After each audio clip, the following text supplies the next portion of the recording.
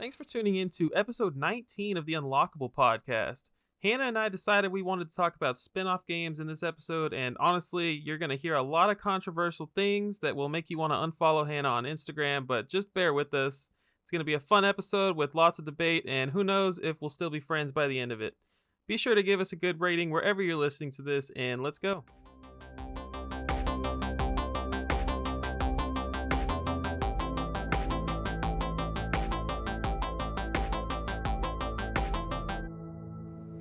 Welcome back to the Unlockable podcast. I'm your host, Christian, and joining me as always is the Game Girl Advance SP herself. Hello. You know, Hannah, for someone that calls themselves the Game Girl Advance SP, I feel like you don't play a lot of Game Boy games. Well, I did in my childhood, right? That's kind of what made me a gamer, so thank you very much. Did you call yourself that back then? No, of course not, but that is the Game Boy I am most attached to. Let's put it that way. I'd like to imagine that on some of your homework assignments, you wrote that in the name, the name section. No, Game Girl Advance SP. No, it wasn't that cringy. Why are you attacking me the very first thing that happens? You know this is going to be a heated podcast. You setting me up for failure here? Playing some mind games?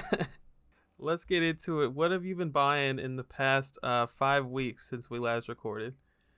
Well, I haven't been buying a lot of games, but I have been selling some of like my Sega stuff, so I've had a little extra cash inflow. So I've been slowly but surely buying up all of the Amiibo that I can. Heck yeah. So I'm not really going for like a complete set, but you know, if it happens, it happens. So I bought from the Smash series, I bought Donkey Kong, Kirby, and Yoshi. And then I bought the Octoling 3-pack from Splatoon 2. And then I got the 35th anniversary Mega Man Amiibo, separate, like the one that didn't come with the game. And then I can't remember if I talked about this last time or not, but there was 2 sets of Monster Hunter Amiibos. There was a Monster Hunter Rise and Monster Hunter Stories 2. I just got the Monster Hunter Story 2 recently. And that's pretty much it. And, well, I can say that Amiibos are not cheap. Yeah, so are any of those expensive or rare or anything? Honestly, it feels to me like all Amiibo are rare because they have such, like, a limited printing. And they very, very rarely get, like, a reprinting. Right. So, yeah, kind of. And, yeah, the Octoling usually retails for, like, well, it retails, I don't know, it was like $30, $36, $35 or something. But people have, like, really been jacking up the price to, like, over $100, over $200. So I was lucky enough to get mine for, like, $55. Because Nice. Mercari, like, I don't know if people just don't research what they're selling or whatnot, but they posted it, and I bought it, like, immediately. It's like, oh, God, I gotta get it. Nice. Some serious FOMO. And then the 35th anniversary Mega Man Amiibo was probably the hardest and or most expensive to find. But again, some idiot posted it on there for like $25, and I was like, yep, buying that right now. Absolutely. So I know on your gorgeous shelves, they're all unboxed, so do you just buy them loose? Yes, that is the one benefit of being an open box Amiibo collector. Yeah. I don't care if they're already opened. Obviously, if I get them new, they're in boxes, but it doesn't bother me to buy them open. And usually people understand that, you know, most people are going to collect them with the box, so when they sell them without the box, it's usually cheaper. Not always. But yeah. Yeah, that's awesome. That is a good, nice little advantage for you. Yep, rip the box right off. As long as they're not damaged. I'm not even you know familiar. What? Oh, what's up? I also got another one. I got the Mario 35th. Actually, I don't know if it's 35th. Anyway, it was one of the anniversary ones. The little 8-bit one? Must have been 30. Yeah. So they have 2. They have, like, the retro colors and the modern colors. Uh-huh. This is the one that came in the cereal box. I bought the modern colors, and it was open. And some dude sent it to me loose in a freaking cereal box. With, like, no padding, no nothing. You remember me sending you that picture? Yeah. It's ridiculous. So yeah, I also got that one. I forgot. In a cereal box. Thank God it didn't come damaged. But, yeah, that's another one that I got. I like selling things. I like selling things and then buying games with the money because it just feels like I traded, you know? Yeah, exactly. That's exactly how how you it just is. Traded your Sega stuff for something you wanted. It worked out great. Especially if you buy it on Mercari because it's like already on the website. It doesn't like give unless you want it to. Like you want to transfer it. I'm proud Which of is you really dangerous. Proud of you for selling stuff. It took you a long time to get to this point. Thank you. But I will never sell any of my Nintendo things. No duplicates, nothing. They're all mine forever. Well, I have been buying not a crazy amount actually. So I went to Classic Game Fest last month. I think it was right after our podcast went up, and so I went and spent a large sum of money there, and then like for the rest of the month, pretty much didn't buy much. It's because I get paid monthly at my job, so it just kind of hurts more when I don't know. It's like if I got paid every 2 weeks, that would be really nice. It would feel different than being paid monthly, if that makes sense. Oof. Oh, that's kind of rough. So yeah, I spent a lot of money at Classic Game Fest, and I'm not going to go through all those pickups because I already made a whole YouTube video about it. But a few more things I've picked up since then: WarioWare Twisted Complete in Box on Game Boy Advance, Kirby Nightmare in Dreamland, and Sonic Advance 2. Both of those were complete. X-Men Mutant Apocalypse. So this is a Super Nintendo cartridge I've had, and I started playing this game for the first time, and I was like, wow, this game is really great. And I was also I've started watching the X-Men show from the 90s on Disney Plus. And so I've just been in like a big X-Men mood lately, and I saw this game. I went and found this game's box manual and inserts and bought it to complete my loose copy. I'm pretty happy about that one. And the last big thing was I was on Mercari, and freaking I have like save searches for like rare Rayman things to pop up, and I found these Rayman Atari Jaguar stickers. So these are from like the 90s, and they've never been unpeeled or anything, and it came with like some random insert to like an Atari Jaguar promo insert basically, and it was super cool. I've never seen them before, and it was like $15, and I bought them instantly. Super Bargain. happy about that. $15, that's nothing. Super, super cool. Not sure if or when I'll ever see another set of those, but yeah. What have you been playing? Well, actually, I have been playing a lot of games. So last time I think I mentioned that I started Skyward Sword. I just finished Skyward Sword the other day. That's an amazing game. If you have not played that, please play it. It's so good. I've seen so many people's reactions on Twitter being like, oh my god, how did I not know that this game like existed? Like, why did I always think this was the worst Zelda game? It's one of the best, man. Come on. Get on board. And then I also started playing Ys 9 Monstrum Nox. That game is absolutely amazing. I'm almost done with it. I probably have like 3 or 4 hours left. There's so many plot twists, so many twists and turns. If you love story, you're gonna love that one. I feel like you would like this one a lot or just the Ys series in general, because it's not like there's no auto battle. Like you actually click buttons and you build up your specials, blah blah blah blah. So I think you'd like that a lot more than Xenoblade Chronicles. This is the third game in the series I played. I've played 8, I've played 3, and I'm playing this one. So I think I can officially say that I'm a fan of the series. That's the that's the entrance fee. You got to play 3 games to call yourself a fan. Well, you got to at least play more than one, right? I mean, that makes sense to me.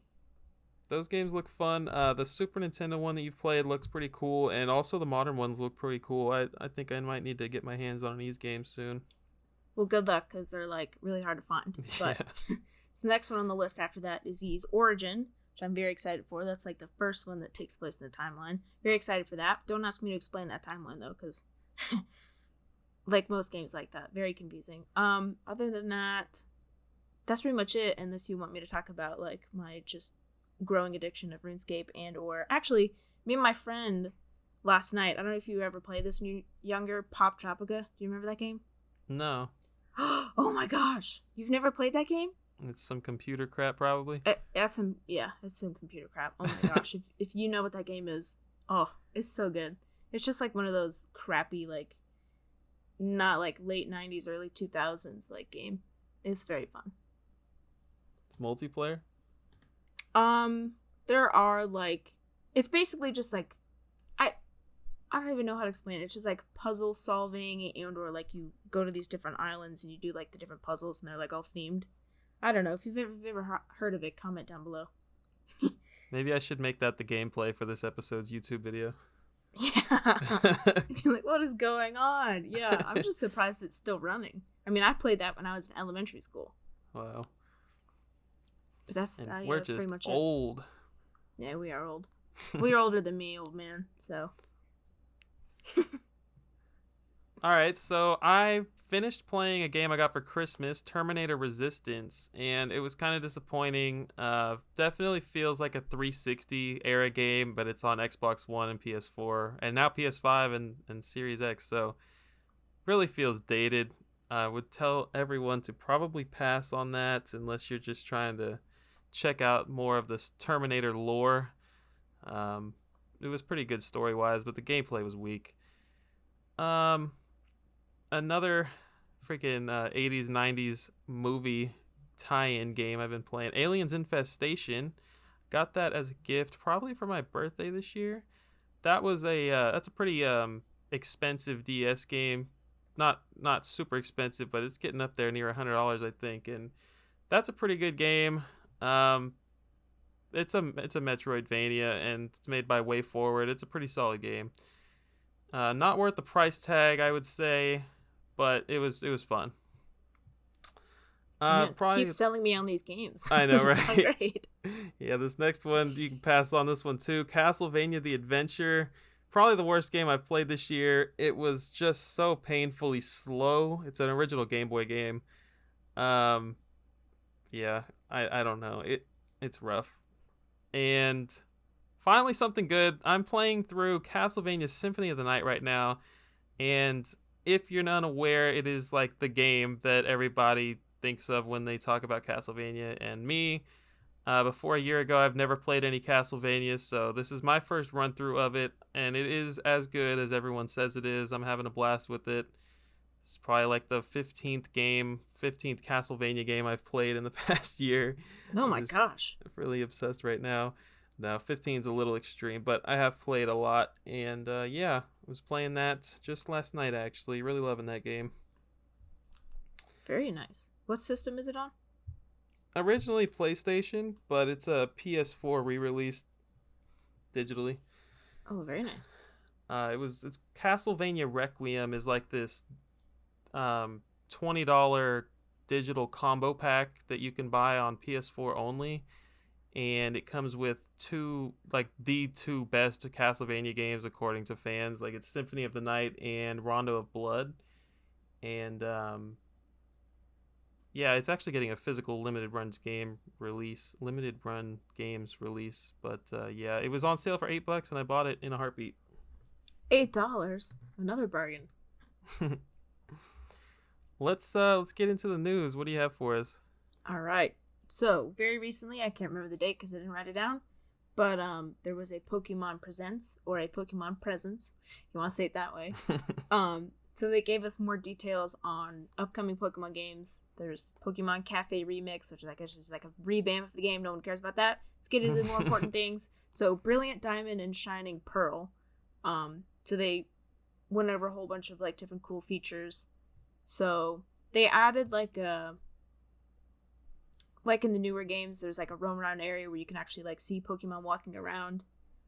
And so there's it's just like a very small portion of the game. It's like in a cave, and the Pokemon that roam around depend on like the statues and the stuff that you put in like your little secret base. So that's kind of cool. It's kind of like a melding of the two, like the super classic, like super strict, where they're like random encounters plus like the roaming around. I thought that was pretty cool. I think people are going to be excited about that.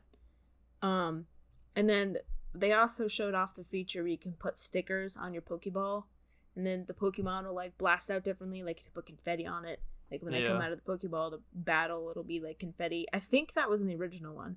It was, yeah. But that was just such a random thing for them to be like, hey, yeah, it's still in this one.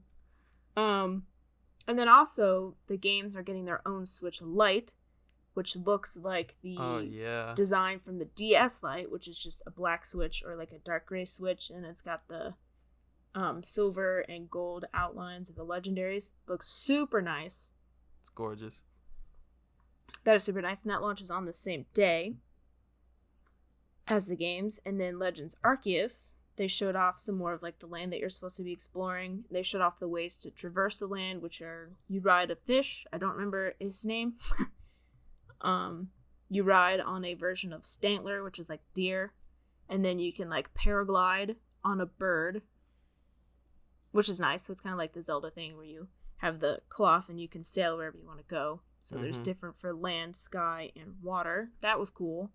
And then they showed off a little bit of the combat, which I think is going to disappoint a lot of people because it's more like the same turn-based like RPG stuff, but the battles are a little different. There's 2 different styles that you can choose from. There's strong style or agile style. And depending on which one you pick, it changes the statistics on specific moves depending on the situation. So it's more like a typical RPG instead of just like turn-based pick a move and stick with it. It's like the other Pokemon games. And they revealed the release date of January 28th of 2020, which is concerning for some people because they think the game looks like it needs a lot more work.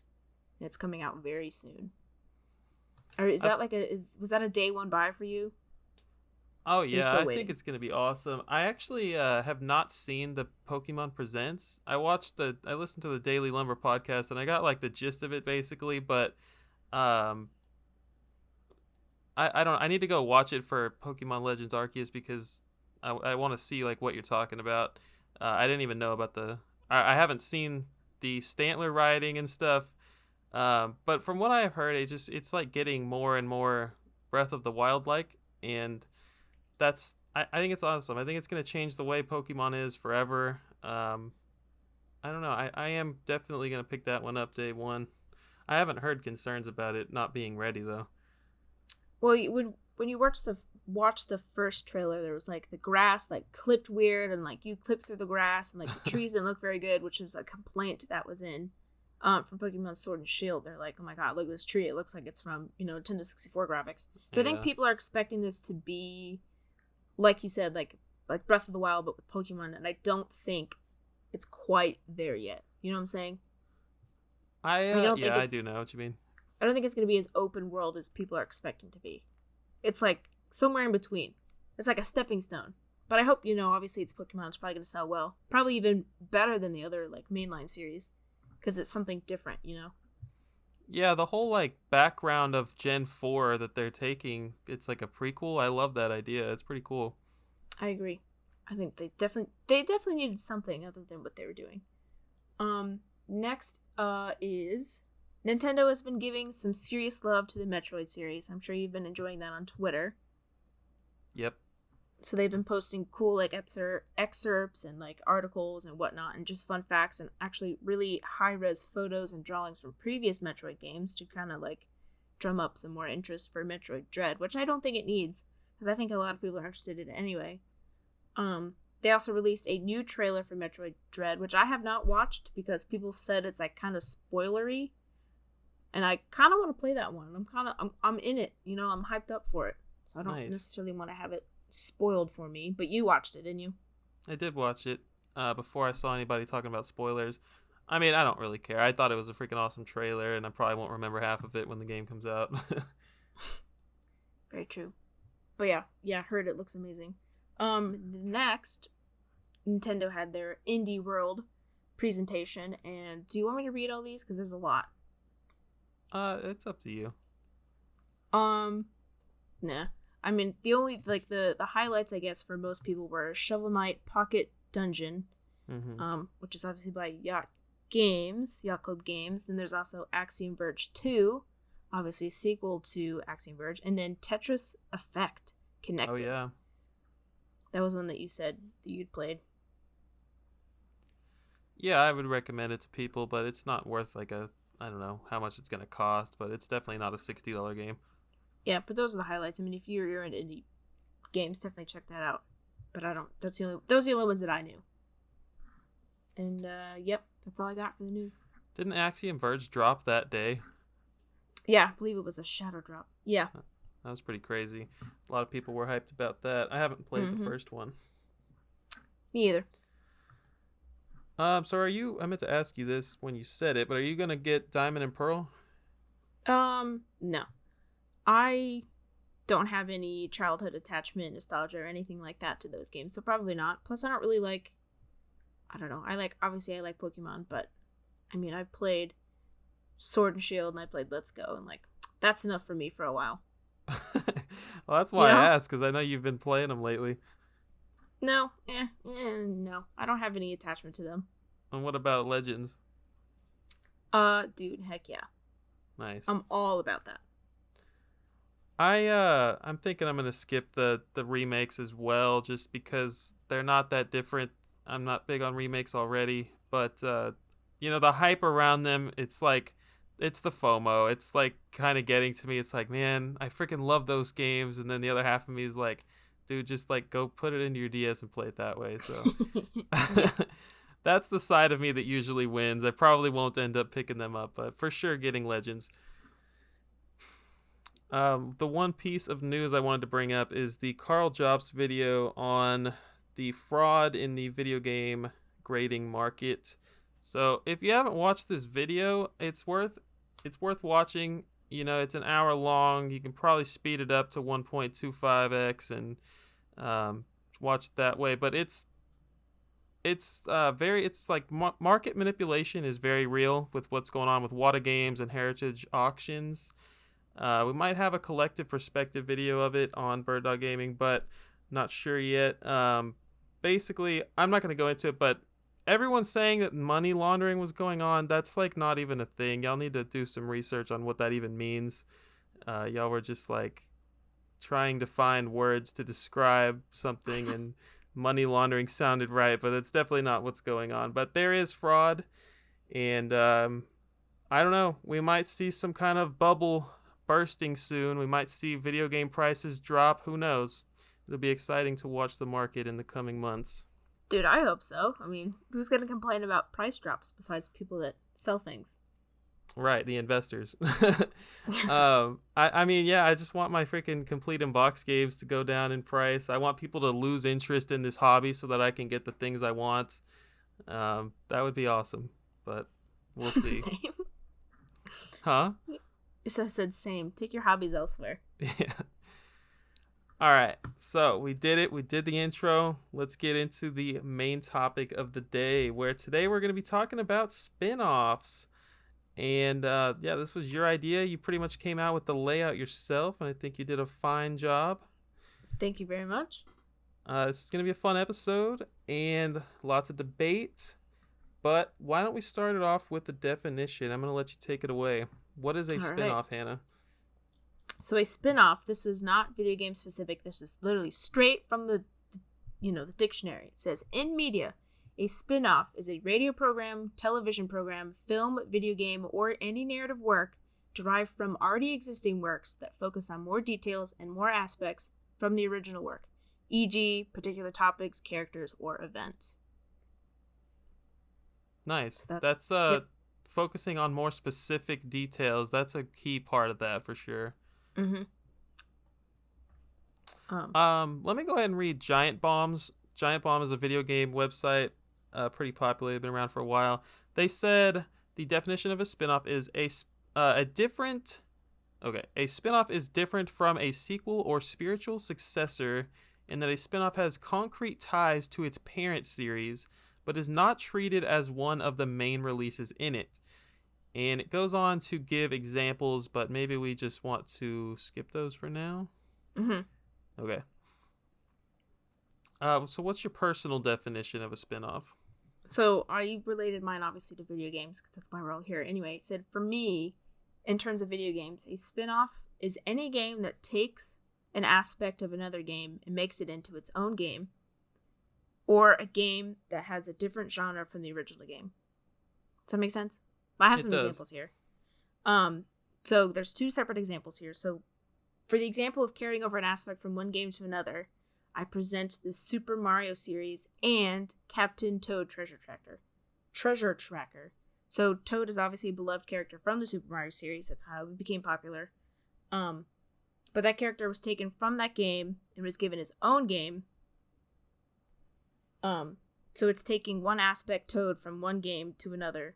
And Super Mario is also a platformer, where Captain Toad Treasure Tracker is an action puzzle game. In my entire 5 pages of notes, I did not even think about Captain Toad. That's a great example, though. And then, so for the different genre part of that definition, I present the Legend of Zelda series and Hyrule Warriors. So the Zelda series is an action-adventure game, following Link and Zelda and a slew of other different characters, depending on the game. like throughout the entire series. Hyrule Warriors also follows Link and many of those same characters, but instead of an action adventure game, it's now a warrior style game, which is like a more hack and slash style. Right, exactly. So those are what I consider spin-offs. So what I have here is I kind of broke it down into two things, which I feel like is what you just did.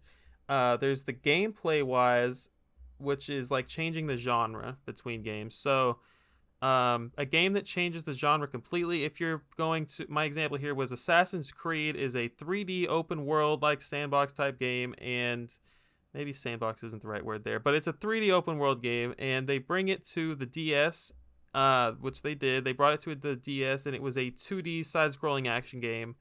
That feels like a spin-off to me, and that's one of my biggest examples here. But that makes you wonder, which I don't want you to answer this right now because we have a whole episode to talk about it, but it makes you wonder, are the 3D Mario games just spin-offs of the 2D Mario games? There are like tons of early games in popular franchises that were still trying to figure themselves out. So this is going to be a pretty interesting topic today, but like Zelda to Zelda 2, completely different games. So like my personal definition here saying that the game changed genres completely, it's like, that might not always be true, because like I'm saying, Zelda and Zelda 2, are those different? Is Zelda 2 a spin-off? Based off of my personal definition, yeah, I guess it would be. But yeah, that's something we're going to have to talk about today. And then the other thing, so that's gameplay, changing the genre. The other thing is like story. So you take a dramatically different route with the story.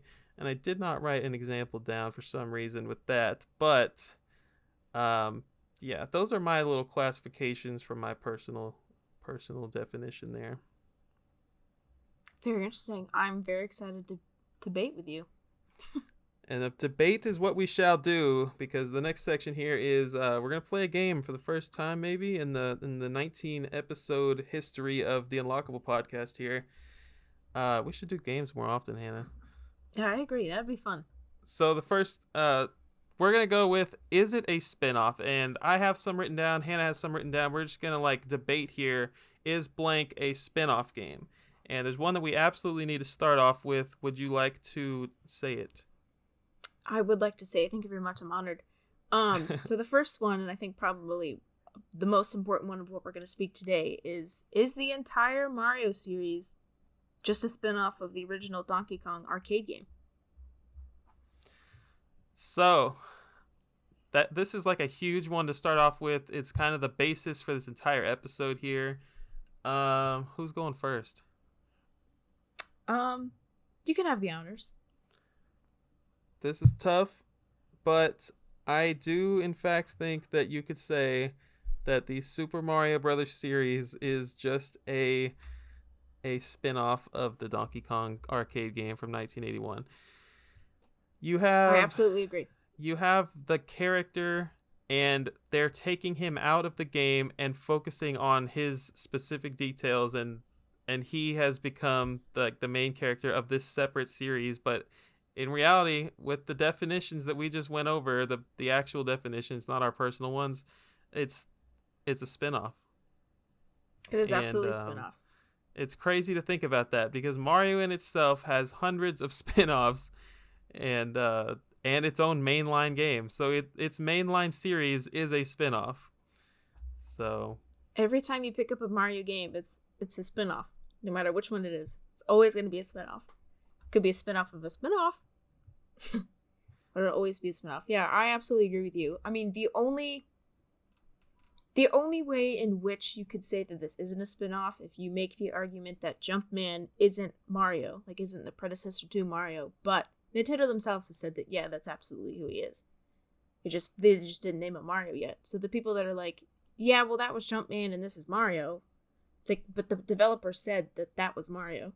You know what I'm saying? Yeah, absolutely. That's all the proof I need. The guys that made him, yeah. Yeah.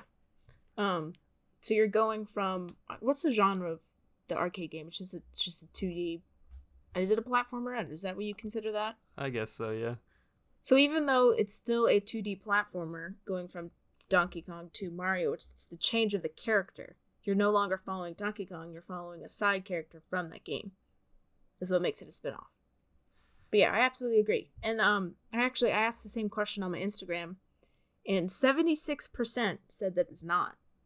Oh, wow. Like, you guys are crazy. And actually, people messaged me and they were like, well, actually, like, I think Donkey Kong is a spin-off of Mario. And I said, oh boy, you are so wrong.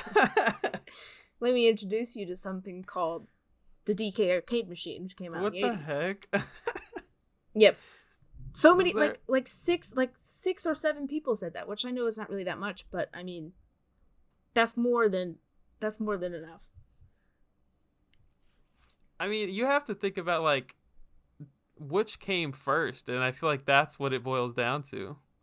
Yeah, absolutely. I mean, just because Mario is, I wouldn't say, maybe not more popular, but more well-known than Donkey Kong, that doesn't mean anything, you know?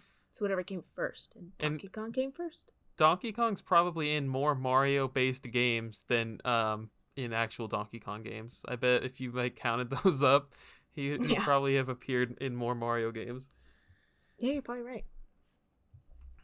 But technically, they're Donkey Kong games under the Donkey Kong umbrella. Yeah. So he's featuring in his own games, like Mario Kart. Yeah. Mm-hmm. Crazy. Blowing people's minds. I'm blowing my own mind out here. Yep. It is, yeah. There's just so many spin-offs. Okay.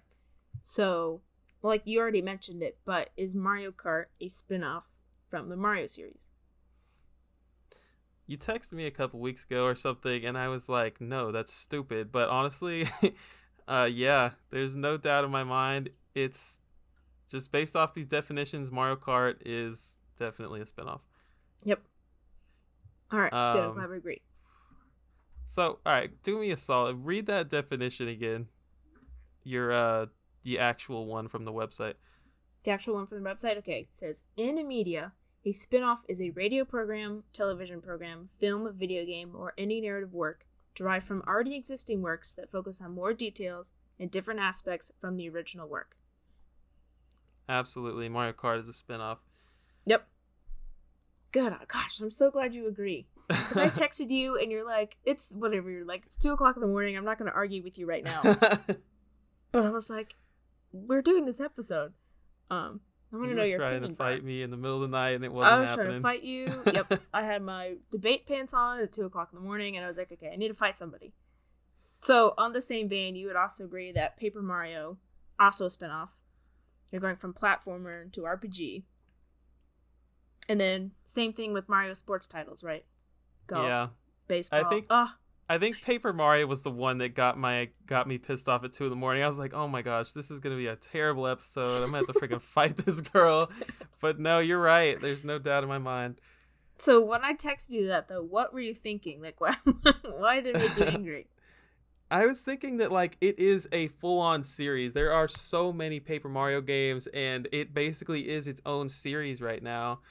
When in reality, now that I think about it, it's just a Donkey Kong game, obviously. Yeah, it's just a Donkey Kong game. Oh, that's funny. But yeah, so it's a spin-off of an already spin-off game, right? Yeah. But also, like, I was discussing with some of the people on my Instagram, because I ask questions like that all the time. I was like, just because it's a spin-off doesn't necessarily mean that it diminishes the game or the series at all. You know what I'm saying? Oh, yeah. Like, some of the best movies and TV shows are spin-offs. So, I mean, that's true. They're beloved by many people. It doesn't matter that it's a spin-off. But yeah, I agree. Well, good. That knocks off like 6 or 7 of these ones that I have to fight about it. Okay. So, do you want to ask the 2D versus 3D one? I also have that one. Oh, man, that's tough. I mean, let's ignore for a minute the fact that they are spin-offs of Donkey Kong games. What we're really curious about is, like, are they spin-offs of the Mario series here? So, wow. I'll go first, but I have no clue. I think I'm going to say no. But then that contradicts my own personal definition. I can't say no to that. Oh my gosh. Yeah, I'm also in that gray area there. So obviously, like, okay, we already know that it's a spin-off from Donkey Kong, so let's just ignore that real quick. But what we're saying is 3D a spin-off of 2D, right? Yeah. That's the question we're trying to answer here. Yeah. I'm also in that gray area. I feel like, oh gosh, it's so hard. I'm going to say no, because I'm going to say if it's like a platforming game, so like system compatibilities you have to take into account here. On the Super Nintendo, you couldn't have had a 3D platforming game, but if you're saying Super Mario World on Super Nintendo, and then the next game is Super Mario 64, it's still a platformer, and I'm gonna say the amount of dimensions is not going to have a key, have a role in this debate here, for whether or not it's a spin-off. I'm gonna go ahead and say that no, 3D Mario mainline games, Galaxy, Sunshine, Odyssey, they're all part of the same mainline series. I agree with that, but at the same time, if you're looking at like how you play the 2D games, obviously it's 2D and it's very linear, right? And you can't necessarily go wherever you want, but in 3D games you can, so it adds that like sandbox kind of genre to it. Yeah. So I can see it being argued both ways, but I think you also have to take in, like you said, the account of like where technology was right there. Like, was 3D always going to be, or was 2D always going to be 3D? Like, was that always their plan? But then you have to think, well, there's also still 2D Mario games, so one of them diverges from somewhere. You know what I'm saying? You have 2D? The new Super Mario Bros. Series, yeah. Right. So is it just like they just branched equally into their own things, or did one is a spin-off of the other? You know what I'm saying? I'm still going with no. But yeah, 2D versus 3D is one argument, and then you said something else, and I forgot. Something else was its own separate argument. The fact that the gameplay is like, because you could technically have a sandbox style in 2D. They just chose not to make it that way. So that's its own little argument.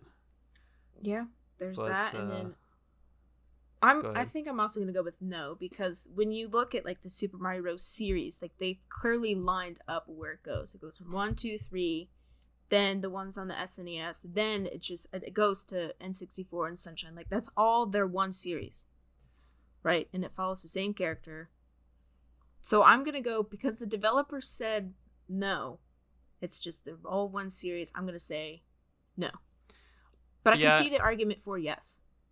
Yeah, for sure. And the last nail in the coffin here is I have a poster from Club Nintendo. It's red, I think. No, it's blue, and it's got mainline Mario games listed on like a stepladder, and it's all the way from the NES Mario games up to 3D Mario games like Galaxy, and that just seems like, you can't argue with the official Nintendo poster here. You know what I mean? Yeah, it's official. Nintendo made it, it's official. And that's what they said. So I can see yes, but I can also see no. So here's another wrench into the story, okay? So the Battle Royale game that they came out for Mario's 35th, is that a spin-off or not? Oh my gosh. That's just a Donkey Kong game. Yeah, okay, sorry. Let me be clear here. Is it a spin-off of the Super Mario Bros. Series? Oh my gosh. That is a wrench. But it is a wrench. So what I was thinking is technically yes, because now it's multiplayer and it's like a battle royale game. But like also no, because it's obvious it's just still the same gameplay as the original one. You're just playing at multiple people. That's true. But battle royale is a genre, but it's still a 2D platformer. Mm-hmm. Oh, I hate this episode. I almost threw Tetris 99 in here. I didn't even think about Super Mario 35. Yep, I also have that one on the list. Just depending on what you say to this one. Oh, I have to answer this. Mm-hmm. Dang it, Hannah. I'm going to say Super Mario Brothers 35, playing with 35 people. No, it's not a spinoff. It's a mainline game. Yep. But it's not a mainline game, so it is a spinoff. It's a spinoff. Final answer. It's okay. So, or we could put that in like a No, because there is no category. If we're going off the definition that we have, yes, but also no. Does it take a person or some kind of characteristic and then focus on that detail? No. Yeah, I'm going to say no to that as well. So not a spinoff. Not a spinoff. Is that the official word of the Unlockable podcast? Yeah. Not a spinoff? Okay. All right. I'd say the same thing for Tetris 99. Yeah, I agree. Because it's still the same gameplay. It's just the way in which you play it is different. But you're still experiencing it the same way? I don't know. I can go to sleep. I can go to sleep tonight happy with my answer to both of those. Yeah, me too. I rest easy. Okay, we can go simple now. So, Luigi's Mansion, yes or no? Yeah, absolutely. Yes. Okay. Spin-off of Mario, still a Donkey Kong game. Yep. Still a spin-off. Still a spin-off of a spin-off. Okay, next, Link's crossbow training. Absolutely. Okay. Good. Yes. How about Legend of Zelda versus Cadence of Hyrule? I didn't even know that was a Zelda game. And we've definitely talked about it on the podcast. Yeah, I have it and I've played it. It's very difficult. But can you assume... Okay, so it is its own separate game. But, like, I have another one on here, is Star Fox versus the Starlink Battle for Atlas that Ubisoft came out with. Like, is that more of, like, a cameo? Or would you consider that their own game? Because you can play as those characters. Wow. Now, I'm telling you, man, I'm really ready to debate here. I haven't played that game, but you just told me that you can play as Star Fox. You can play as Star Fox and characters if you have the little thingy. You can play as freaking... Oh my gosh. No, I'm going to call that a cameo. The game's not centered around Fox and his crew. But it does have... It is kind of, though. Like, not the main game, but it's got, like, its own portion of the game where I think... I haven't played through all of it, so don't quote me on this, but I think you meet, like, the wolf guy, and it's, like, its own separate story. Oh, wow. It's almost... I would consider it kind of like a DLC kind of thing, like an extra pack. Then it makes you think, like, that's probably canon in the Star Fox universe. Yeah. And, all right, so with our definition here, are they taking something and focusing specifically on specific details from the Star Fox series? It sounds like they are, Hannah. It does sound like they are, but, like, that's not... Because it's only in the Nintendo Switch version. Obviously, it's not on the PS4 and the Xbox. Further complicating things. So in which case, is it only a spin-off on the Switch and not the other ones? Wow. I feel like you could just chalk it up to just being like a cameo, just like a fun little nod. But, like, at the same time, I mean, there is story involved. And you can follow that character. I'm going to go with spin-off. I think if this was, like... you know, Star Fox Battle for Atlas and the whole game was based on it, then that would be one thing. Even if this was a DLC that you had to go and buy separately, then maybe we could call that DLC a mainline Star Fox game. That doesn't sound right. That sounds crazy. If I'm looking at a chart that has the mainline Star Fox games, there's no way in heck I would have Battle for Atlas on here. Yeah, I would agree with that. Final answer for me is going to be no. Yeah, I agree. Final answer for me, no. Cameos in games aren't their own spin-offs. They're just cool little nods. So wait, what were we talking about before that? We're talking about Legend of Zelda and Cadence of Hyrule. Oh, man. We went off on a tangent there. So I think yes, because Cadence of Hyrule is its own game, but, like, it was already established to be a rhythm game, and they just added Zelda characters to it. But, like, released it by itself. Does that make sense? Like, I have a physical copy of just Cadence of Hyrule and not Crypt of the Necromancer. Wow. Yeah, that's another tough one that I haven't played. Is it... I don't know. Would you consider it canon? No, absolutely not. That's a whole different debate here. What's canon? Yeah, I guess that's true. Because you don't have to have, like, canon isn't part of the criteria, right? Mm-mm. Wow. So I guess in terms of Legend of Zelda and Cadence of Hyrule, I'm going to say yes. Because I can plug that in right now. Plug it in. I can pop it in my Switch right now, and it would just be like I'm playing a Zelda game, but the genre's different, so it's therefore a spin-off. Yeah, that makes sense. I'm down for that. I'll say yes. But then, yeah, the Star Fox one, that one got me. I was like, ooh, this is going to be a good one to debate. That was a great idea. I'm going to also go with no. I have to go with no on that one, because it wasn't developed necessarily as a Star Fox successor. It wasn't, I mean, I guess it was developed in part or published in part by Nintendo, or they just got the licensing for Star Fox. Mm-hmm. Yeah. Unless Nintendo was like, yeah, obviously it's a spin-off game, and be like, no. Yeah, then I gotta go fight somebody at Nintendo. Yeah. Okay, do you have one you want to ask? I figured you could just go through all yours and then I'll go. Okay. Next one then is, I guess, again related to Star Fox. You would have more knowledge on this than I would, but Star Fox and Star Fox Adventures. Spin-off, right? Because it's a different genre. That is really tough. I had it mentioned later on in the show, but I was thinking that it is a spin-off, especially now that we've talked about definitions. It certainly is part of the mainline series. There's no doubt in my mind about that. All the characters are there. You playing as Fox. But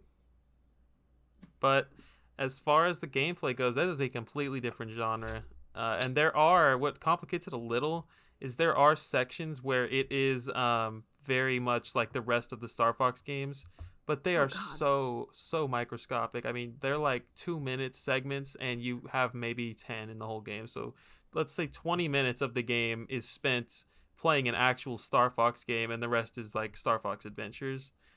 So that's a nice little complication, but at the end of the day, majority of that game is not the typical genre, and I'm gonna go ahead and say Star Fox Adventures is a spin-off. All right, I also agree with that, because you're going from Star Fox, which is a space third-person shooter action-adventure game, to just like a straight solid action-adventure, right? Yeah. All right, good. Very good. Next one is the Super Mario series and the Yoshi series. So Yoshi's first appearance was in Super Mario World on the SNES. And then its own series branched out from that, in which we got Yoshi, we got Yoshi's Story, Woolly World, all of that stuff. Is that a spin-off? You're asking me if Yoshi's a spin-off of Mario? Yep. Yeah, that's what I was thinking about too. Let's think about this in sequential order here. So the first time Yoshi ever appeared in a video game was Super Mario World, and he was just as a sidekick. And so when he gets his own game, I should have looked this up beforehand. So you have Yoshi on NES, and then you have Super Mario World 2 Yoshi's Island. Let me just do a quick Google search to support this argument here.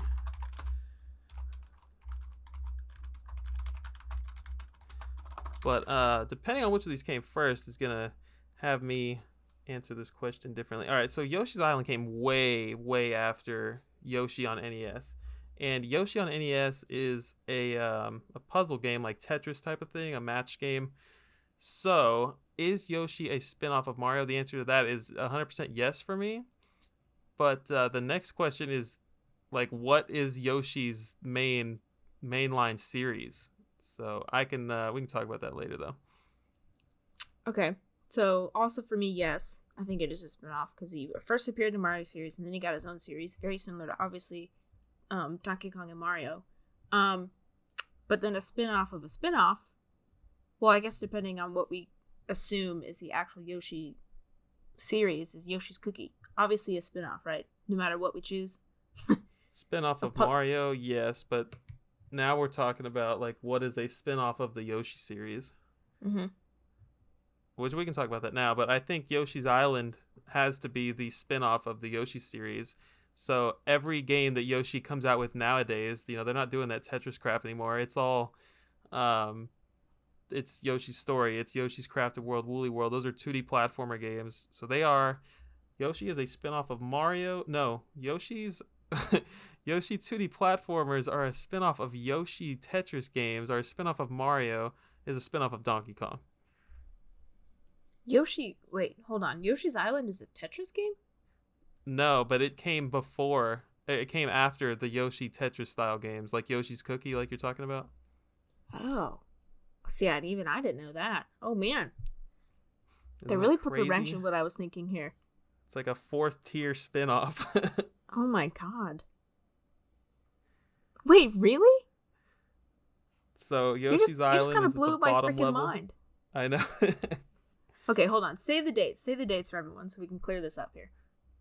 Yoshi's Island came out in 1995, Mm-hmm. making it a spin-off of the 1991 NES title Yoshi, Mm-hmm. making that a spin-off of Super Mario World, aka the Mario series, which, I think that was 91 as well. And Super Mario World is obviously a spin-off of Donkey Kong. Oh, my God. And then so Yoshi's Cookie is then a spin-off of the Yoshi Mario. series, or is it a spin-off of the Yoshi Tetris series? Or both? Well, no, I would put Yoshi and Yoshi's Cookie in the same category, so they are still third tier above Yoshi's Island. Oh boy, you just kind of blew my mind a little bit there, not gonna lie. But the answer is yes, they're all spin-offs. So it's a spin-off of a spin-off of a spin-off of a spin-off. No doubt about it. We're just questioning what level of spin-off. Oh boy. There are different levels of spin-off. Oh, okay, great. Gotta get the exponents out here. Okay, great. Okay, so another one. This one should be easy. The original Donkey Kong arcade game versus Donkey Kong Country. For sure. Spin-off. Okay, good. Let me just give my brain a second to catch up here. Okay, Metroid and Metroid Prime. Dang, that's another one I was thinking about today. That's like, oh my gosh, you have to think about, we were just talking about 2D Mario to 3D Mario. Same mainline series, still calling it we said yes, or no, we said no, it's not a spin-off for those. So this is going to be a first-person shooter. That's not just platforming to 3D platforming. That's like a whole different style of game. Yep, it's genre change. And you can't say that it was based on technology, because Doom was out in a 2D space. Doom was out in freaking SNES and PC back then. So I'm going to go ahead and say that Metroid Prime is a spin-off of the Metroid series. Yep. All right, good. I agree. So how about Metroid Prime and Metroid Federation Force? So if anyone doesn't know, Metroid Federation Force is a cooperative first-person shooter which takes place after Prime 3, and the player actually doesn't play as Samus or Samus, whatever you want to say, or any established core characters from the Metroid games. Instead, they play as a Marine of the Galactic Federation. Spin-off or not? I'm going to say spin-off, at least for the story's sake. Yeah, you're focusing on an aspect of Metroid Prime. Yep, okay. Good, I agree. But I'm glad you gave me that overview, because I've never even seen anything about that game. Not to mention that there's Metroid Pinball and what's another Metroid Prime Hunters, which I don't know super a lot about. I think you play as Samus in that one. That's probably just Metroid Prime. Same thing with that. Okay. As far as not a spin-off tiers then? go. Spin-off of Metroid, not a spin-off of Prime. Gotcha. All right. I have two more. This one might be a little difficult. It's the Pokemon series and the Pokemon Let's Go series, which is a remake of Pokemon Yellow, but adds new elements. Can a remake be a spin-off at the same time? Gosh dang it. Oh, Hannah, it's a freaking remake. Don't come in here with that crap. But it gives it more elements. I mean, you go from Pokemon not being wild to Pokemon being wild. You go from regular catching rate to throwing a ball at the screen. Everything's a spinoff. Everything. What's your answer? I kind of want to say no, because it still follows like the exact same story, the exact same progression, like it progresses the same way. But at the same time, I mean, the game is like almost completely changed. Do you even battle in that game? Yeah. So I guess my answer is no. But I just wanted to throw that in there. If you do battle, then I will go ahead and say it is not a spin-off. Yeah, you battle. I was about to say it is. I was about to say the opposite because I didn't think there were battles. You just went around catching, but no. Okay. There are actual battles. Okay, my final one. Are you ready? You're about to make me angry, huh? No, I'm not gonna make you angry. I think I already know your answer. Is Super Smash Bros. A spin-off? No. No. What is it a spin-off of? It's a spin-off of everything. The ultimate spin-off. It's literally the ultimate spin-off. I said yes. It takes characters from other games and genres and puts them into another genre. So Mario. Gummit. It started with Mario. Like most of the Mario characters are there. It also had Link, and Ness from Earthbound and blah blah blah, and Star Fox. But it's got to be spin-offs because it's taking those characters out of their genre and putting it into a fighting game. I right? never thought that something could be a spin-off of several things, but and think of it now, it's like spin-off of like 100 different games. It is the ultimate spin-off game. That there's no doubt in my mind now. And then I was like, okay, well, what about the characters that came from one fighting game to another, especially in like the 2D space? And then I was like, well, like, you know, like Street Fighter. I was like, well, I guess still yes. Holy because crap. They came from like a different universe, like a different world, and now they're like interacting with different characters not from their universe, like not from their franchise. Yeah. So I guess still yes, right? Yeah, I'm still gonna go with yes. So Super Smash Brothers is a spin-off of Street Fighter. Super Smash Brothers is a spin-off of Pac-Man, bro. Yeah. And Sonic and Zelda and Metroid and Splatoon now. Literally everything. Ice Climber, Earthbound, you name it. It's a spin-off of literally all of them. Right? Please, if we're wrong, please let us know about any of these in the comments. I know, it's all of these are kind of like blowing my mind a little bit. It's crazy. Yep, it is crazy. That's all I got. Just wanted to mess your mind up for your list. I'm pretty excited for my list now. I thought a lot of them were going to be taken, but no. This will be fun. And this has already been fun. But let's go ahead and start off with the Mario versus Donkey Kong series. So those games, you haven't played them, right? I have not. So basically, you have to think of the original 1981 arcade cabinet. It's kind of like that, but that's like the closest thing I can assimilate it to. So you have these little toy robot, whatever, like crank up toys, and it's a puzzle game. And your goal is to stop Donkey Kong, basically. And your toys are being controlled by Mario, and yeah. So basically, it's Mario versus Donkey Kong, as the name implies. And at first I was like, well, let me just ask you, what is this a spin-off of? Like, there's no doubt in our minds it's a spin-off, right? Well, okay, so for me, what you're arguing here is that it's a spin-off of the original Donkey Kong arcade game, right? Yeah. Okay, well, in that game, right, it's Mario versus Donkey Kong, right? It feels like this is just more like a fleshed out story, right? Like, what are the mechanics? Are you climbing up ladders and avoiding barrels? Yes. Oh, God, then... You're not avoiding barrels. You're climbing up ladders and going into pipes and just trying to get to the next level, which like involves Mario escaping, and until finally at the end of the game you have to kill Donkey Kong in a rated E fashion, of course. I'm gonna say no. So you think it's a Mario spinoff?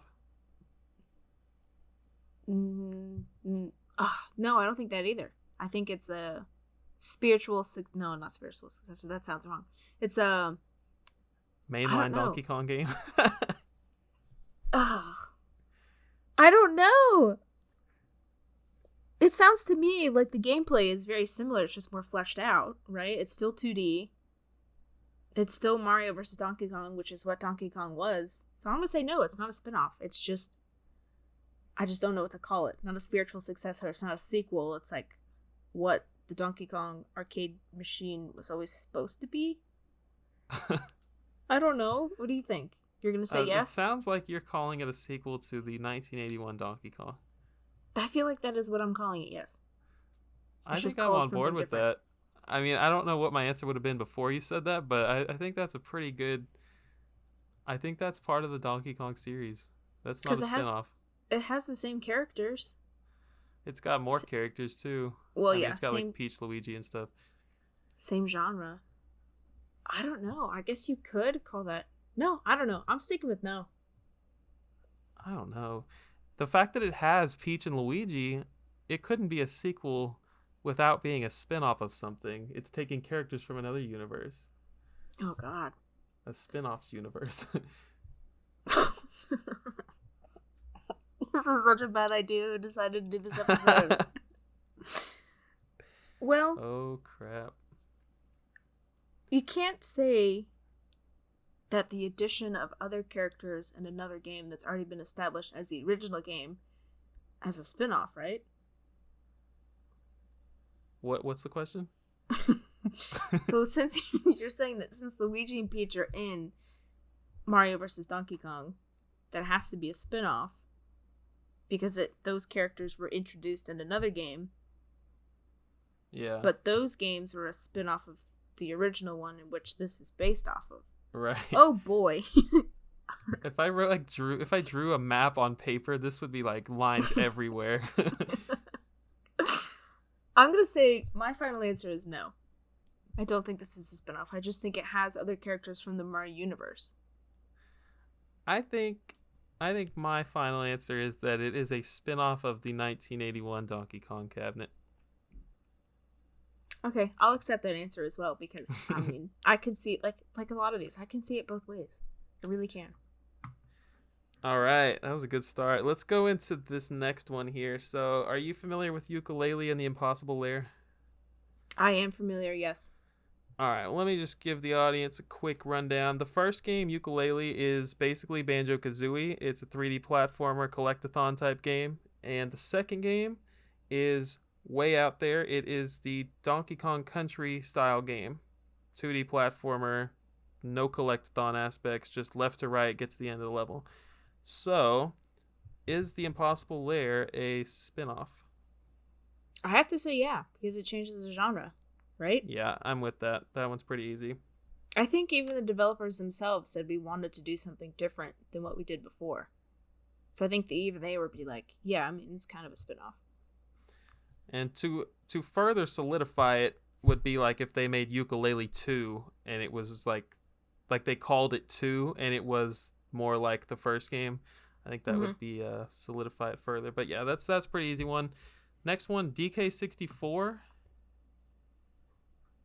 And a spin-off of what? Is that a spin-off? So I think it's obvious it's a Donkey Kong spin-off. Are we talking about the original 1981 arcade cabinet? Or are you saying from like Country, which was already established? Country is what I'm going to ask. Is DK Country, is 64 Absolutely. a spin-off of Country? Different genre. Or is it a spin-off It's of the definitely a spin-off of the 1981 cabinet.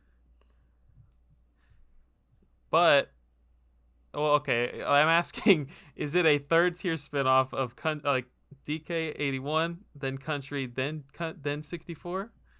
Or is it arcade cabinet, hold then on. 64? Maybe we're going about this all wrong. So I have this written down. Hold on. I have this written down as another one in the category of like things that you didn't know were spin-offs. Okay, so what I have the example here is I have like a tree, right? You have just a regular tree trunk and it's growing in one straight line, right? So you would assume that would be the 1984 Donkey Kong in which he was first appeared, right? Okay. Was that what I said? It doesn't matter. So the tree is growing, right? And then at some point you have another branch that branches off and it's Donkey Kong Country. Right? And then on the other side, what you now have is Donkey Kong 64. So I don't think it has anything to do with being a spin-off of Donkey Kong Country because that came after the 81 cabinet. I think it's still just a spin-off of the original Donkey Kong game. You know what I'm saying? But what if I told you that Diddy Kong didn't exist until Country? Gosh!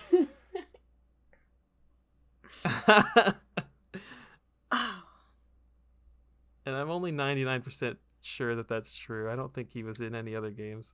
Well,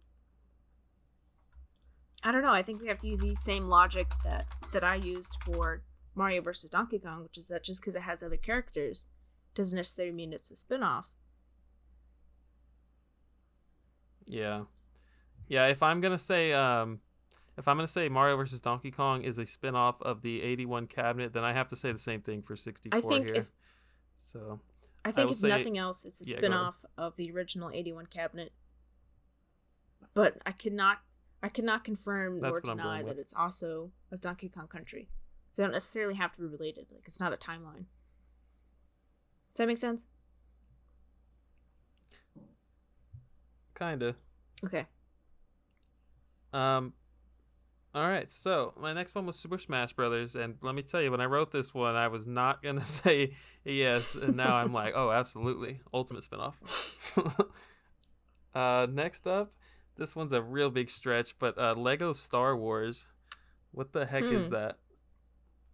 Because there are plenty of other Lego games before Star Wars. Oh boy, or just any Lego in general, because aren't there like Disney Lego and like all that kind of stuff? For sure, but before like this company TT Games started to like branch out and like get all these licenses, they just made their own Lego games. You know, they had Rock Raiders, they had Lego Racers, they had a bunch of stuff. So, what's a spinoff of what here? Oh gosh, well, or is it a spinoff? Okay, you can't necessarily say that Lego games are their own genre, right? It's just because it's a Lego doesn't mean it's its own genre. Because there's Lego Racers, there's Lego Action Adventure, right? Well, I don't know. Is Lego a genre, or no? I'm sorry. Is Lego a series? Absolutely not. It just depends on what the genre of the Lego games is. But in terms of Lego Star Wars, I wouldn't.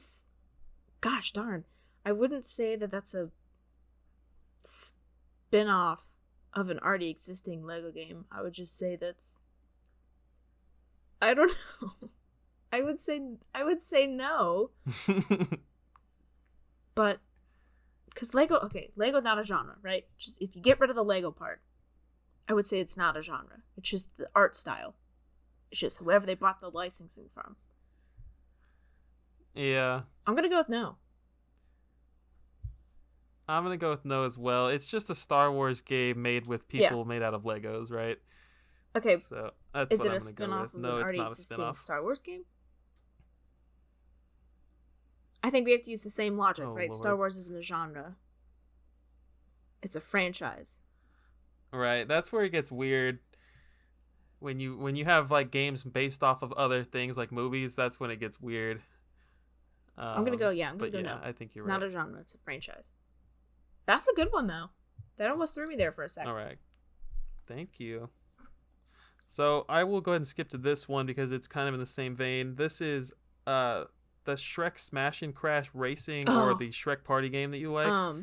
What's that one called? Oh my gosh! Super Party. Shrek Super Party. So are those spin-offs? Of the Shrek video game series? I'm going to once again say no. But it is the same characters, though. It's crazy because there are so many different Shrek games. Like, you know, a lot of movies got games. But this one, there are so many original Shrek games across so many platforms. And most of them were probably all 2D or 3D platformers. So when you get to racing or a party style game, those are different genres. Yeah, I'm going to say no, because Shrek is a franchise, not a genre. I'm going to say no. No, I'm going to say no again. Now, if it's... I will say no because we said no like about Lego Star Wars. Shrek Racer versus a Shrek 2D platformer, I guess whatever one came first is the original, and then the other ones. But yeah, I don't know. That's really hard to categorize. Boy. But I'm gonna go with no. My final answer, no. Buzzing it in, no. If I go on Wikipedia right now, it's not gonna say, yeah, Shrek Smash and Crash Racing is a spin-off of Shrek 2 on GameCube. Right. Okay. Like, they're not gonna say you're that. Right. All right, this one's interesting. Conker's Bad Fur Day. Is it a spin-off of the Conker series? And I'm going to say this little excerpt here. The first Conker's game is actually Conker's Pocket Tales for the Game Boy Color, which is a top-down adventure game. It's not a collectathon. Well, Conker's not a collectathon. Or is it? It's like, let's just say it's like a Banjo-Kazooie type game. So it's not actually the first game, and I think a lot of people think it is. But in reality, Conker's Pocket Tales on Game Boy Color. I would say, yeah. If it changes the genre, then yes, absolutely. Spin-off. Yeah, I agree. I just kind of wanted to make that point, like, hey, this is the most popular game, and everybody thinks it was the first one, but it's actually a spin-off. I did not know that. So that's interesting. But yeah, spin-off for sure. All right. Yeah, I learned that in another podcast recently as well. But yeah, Conker on N64 didn't come out till 2001. Pretty darn late. But anyways, this one, not so fun. Final Fantasy, like anything, dude. What is going on with the Final Fantasy series? Is any game a spin-off of the previous one? Like, I don't even know. They all have the same, like, they're all sequential, but none of them are related. I don't know. See, like I said with the Yi series, I mean, some of these things are just really confusing. Like, the timelines are weird and whatever. I think the named series, right? Well, because there's different genres in the series. Okay, forgetting that real quick, just saying that that's the main series. There's Dissidia or Dissidia or whatever you want to call it. It's like the Smash Bros of Final Fantasy characters spin-off, right? We already know that spin-off. There's also Final Fantasy Tactics spin-off, right? It's changing the genre. Well, is it though? Yeah, it is, right? Because it's more like strategy RPG. A strategy RPG, yeah. In terms of the main series, I gotta go with, if it's numbered like Final Fantasy 1, Final Fantasy 2, Final Fantasy 7, I gotta say that they're all, I gotta say that's the main series and not spin-offs of each other. It helps that there are a lot of them are in the same genre, but like, I don't know, like Final Fantasy 14 or something is like an MMO. Okay, that's, well, I think it has, I think it's like separate. I think there's a 14 and then there's the 14 MMO. Don't quote me on that one though. That would be different. That would be a spin-off. You can't see me, but I'm like covering my eyes and like my head is in my hands right now because I'm so confused. I'm going to say if it's numbered, it's in the mainline series. And if it's something like an MMO or something like Final Fantasy 14, but like the MMO version, I'm going to say that is a spinoff. Well, let's say, I think that there are different genres in the freaking 15 different mainline games. And so I think you have to say something about that. Like, there's like action RPG, there is turn-based RPG, and those are they for are sure different genres, but they're also a subset of an already established RPG genre. You know what I'm saying? Well, then Final Fantasy Tactics is the same genre. God. Well, see, I don't have enough experience with the Final Fantasy universe to really answer this question, but from an outsider looking in, I mean, I can sit here and click-clack on my keyboard and get some research, but from an outsider looking in, I think that the mainline series, the numbered series, is a mainline series. They're not spin-offs, regardless if they change the genre, because it's still within like the RPG category, which I know is contradictory to what I already said, but I don't know the specifics of the Final Fantasy universe, so I can't like give specific examples. Does that make sense? Yeah. I'm gonna say, if we go with your tree example, there is like no they're all like their own tree, I feel like. Because when you go back to your original definition of what it is, like none of them are taking something and focusing on a specific detail from another one. Like, as far as Yeah, I know, they they're are all all separate standalones. games with separate characters, which is crazy.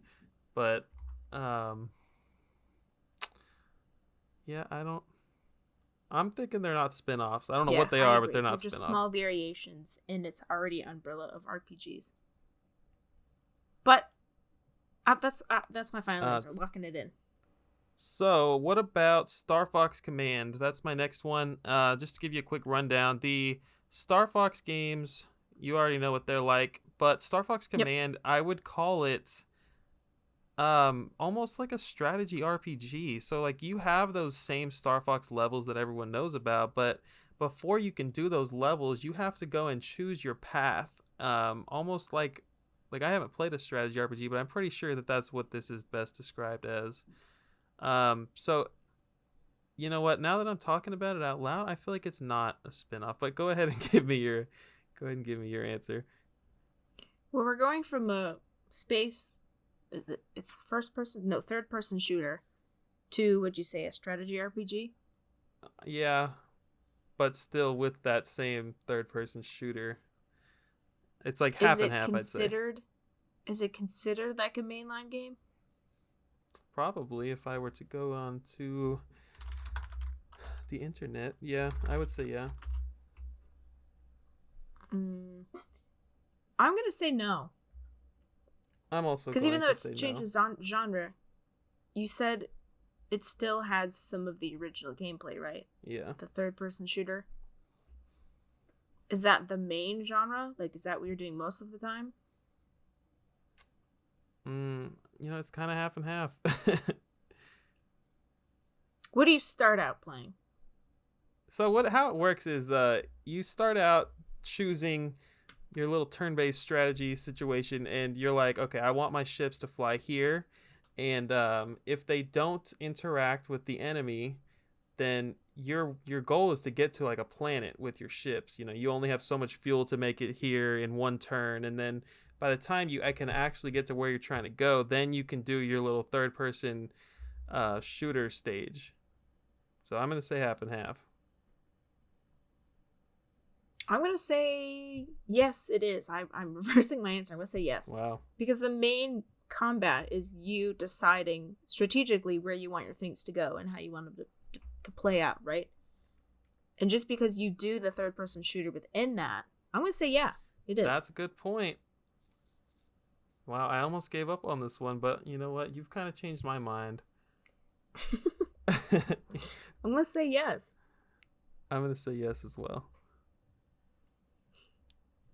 Just because the genre is so different. Thank you. Very good one. A few more here. Next up is Heroes of Mana. Kind of the same situation as Star Fox Command. It's a DS game. It's got strategy RPG elements, and I haven't played it, so I'm not even sure if you do get to go down there and do any action fighting yourself. So let's just say it's a strategy RPG, and in that case, I'm going to say yes to it being a spinoff. I agree. I'm also going to say yes. That one was easy, only because of Star Fox Command. But the next one here, have you ever played Bubble Bobble? No. What about Bust a Move? Yeah, that's the puzzle game where you shoot the things out of the thing, right? Exactly. You try to... Okay, yeah. So Bubble Bobble came first, and it's basically a 2D platformer. It's like an arcade game, but we'll just call it a 2D platformer. And Bust a Move uses those two dragons that you see on every box art just about as like its main characters. And aside from that, I think they have nothing in common, but they are developed and published by like Taito. And I think yeah, what do you think of that? Bust a Move. I'm going to say yes, because actually that's actually really funny you mentioned that, because I have a very similar situation coming up in the games you didn't know were spin-offs category that I wanted to talk about. But I mean, it's considered a spin-off, so yeah, I think so, definitely. I'm going to say yes, it could be a spin-off of Bubble Bobble. Well, oh man, what about like, it could just be a cameo. But it's like a reoccurring cameo, so that's tough. Yeah. It's in every game, you said? Yeah. That can't be a cameo if they're in every single game. No, I would say spin-off, definitely. All right, I'll say spin-off as well. So last one here. What in the heck is Super Mario Maker? Is that a spin-off? Oh.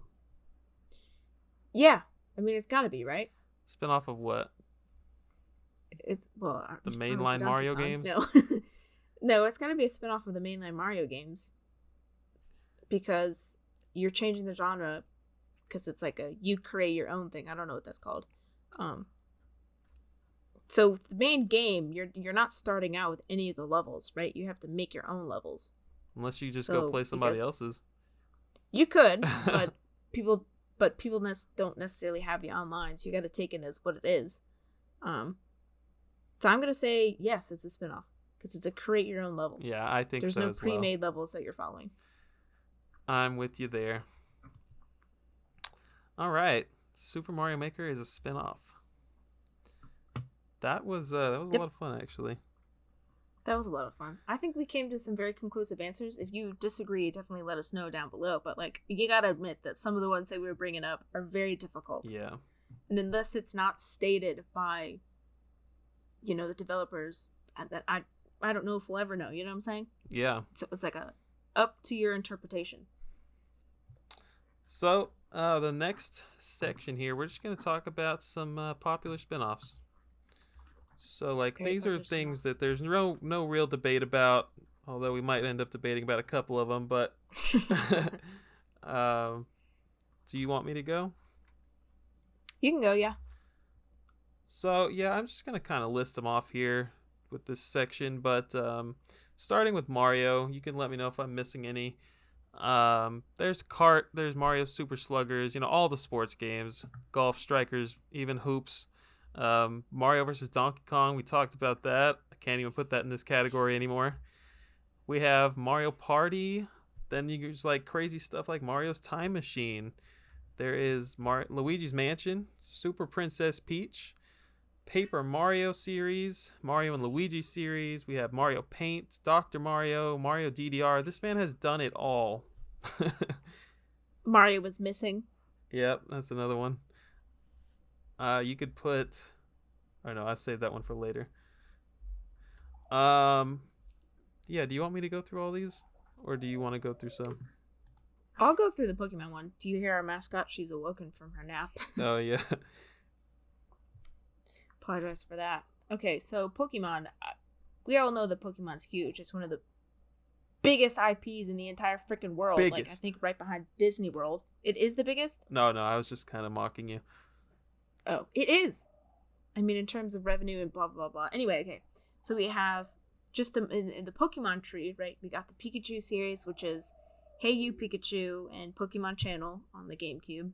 Mm-hmm. Then there's the Snap series, Pokemon Snap, New Pokemon Snap. The Pokepark series, Pokepark Wii, Pikachu's Adventure, and Pokepark 2, Wonders Beyond. There's also trading card games. The Pokemon trading card game for the Game Boy. There's also Pokemon trading card game online. Pinball series, Pokemon Pinball Ruby and Sapphire. The Puzzle League, Pokemon Puzzle League series that I love so much. There's also Pokemon Puzzle Challenge on the Game Boy Color. There's the Mystery Dungeon series. I'm not going to go through all those because there's a lot. There's the Ranger series with Pokemon Ranger, Shadows of Almia, and Pokemon Ranger Guardian Signs. Wow, she's being really loud. If you're new here, this is Marbles, the mascot. Yes, Marbles is my really needy animal who kind of sounds like not a cat, like a rooster crowing. Just ignore her. She's totally fine, happy, healthy. The Rumble series, Pokemon Rumble Blast, Pokemon Rumble U, Pokemon Rumble World, and Pokemon Rumble Rush. There's the Trozei series. Oh yeah. There's also, I don't know what this is. It says Puck series. I don't know what that is. Pokemon Puck? Yeah. Pokemon Batrio, Pokemon Treda, Pokemon Tredalab, and Pokemon Gaole. I don't know. Those maybe not were in the United States. There's also Pokemon Unite, which is a new mobile application, Pokemon Cafe Mix, Pokemon Sleep, Pokemon Quest, Pokemon Conquest, Poke Play It, Poke Dash, Poke Picross. I mean, just like way too freaking many Pokemon games, but that's why it's one of like the biggest IPs in the entire world.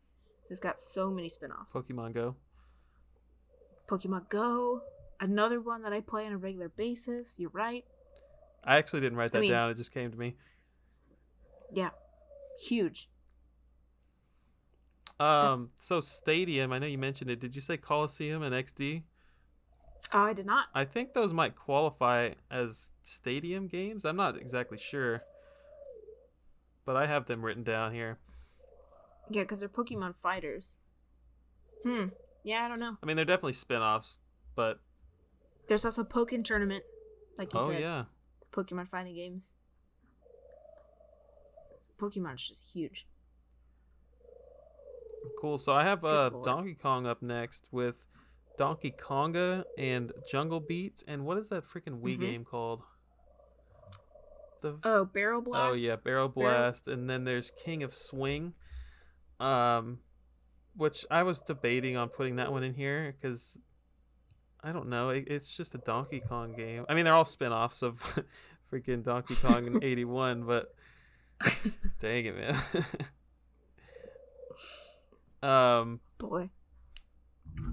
Yeah, I can tell you went to Wikipedia and got every Pokemon game. I did not do that for these games. So if you have more DK, you could totally list them. Nope, that's all that you named all the ones that I know. I guess technically I got to put 64 and country in here as well. Yep. Yeah. I'm not going to do Zelda. I'm going to let you take over Zelda because I wrote down Warriors and then I put 3D games, question mark. Oh, God. Oh, yeah, we didn't debate that one, did we? Oh, shoot. Oh, we did Mario. So I'm going to go with, oh my gosh. What about Zelda 2, bro? What is that? Yeah, you're right. It is a completely different... I mean, it's the same genre, but it's a different scape. 2D versus... Not 3D, but like... Open world 2D, if that makes sense. I'm going to say no. It's not an RPG, is it? No. Alright. I don't think so. I'll say no, just because I don't want to freaking go into it. Yeah, I agree. I'm going to say no. So, the Legend of Zelda spin-off games, we have Cadence of Hyrule, which we already named. Then we have freshly picked Tingle's Rosy Rupee Land, which is like a puzzly game. Hyrule Warriors, Hyrule Warriors Age of Calamity. Then the LCD games for the Legend of Zelda series, which is like the Game & Watch. Then we have the, I don't even want to mention it, the CDI games. Spin-offs Zelda's or mainline? Adventure. These are spin-offs. For sure. Well, what Zelda's part Adventure, from the which is another... definition makes them spin-offs? Well, personally, I have not played them. Me neither. But I know that they're not... I know that it's like interactive media, right? So it's like looks kind of like it's live actiony. I don't know. Please don't close me on those. I'm just gonna say yes. I don't think everyone wants to forget those. I think they're like, no, those aren't even spin-offs. They're just like, those don't even exist. Then there is Tingle's Balloon Fight DS, which I didn't know was a thing. And then Ripen Tingle's Balloon Trip of Love. And Crossbow Training. But yeah. Those Tingle games doesn't would have be as many cool spin-offs. I agree. I think they're very expensive. They're all They're very European hard to find. exclusives. Actually, they might have come Yeah. to Japan as well. I'm not sure. Yeah, they probably did. But yeah, they're not here. They're very hard to find. But they don't have as many spin-offs as I thought. But I would like to see some more. More Zelda spin-offs? Oh yeah, dude.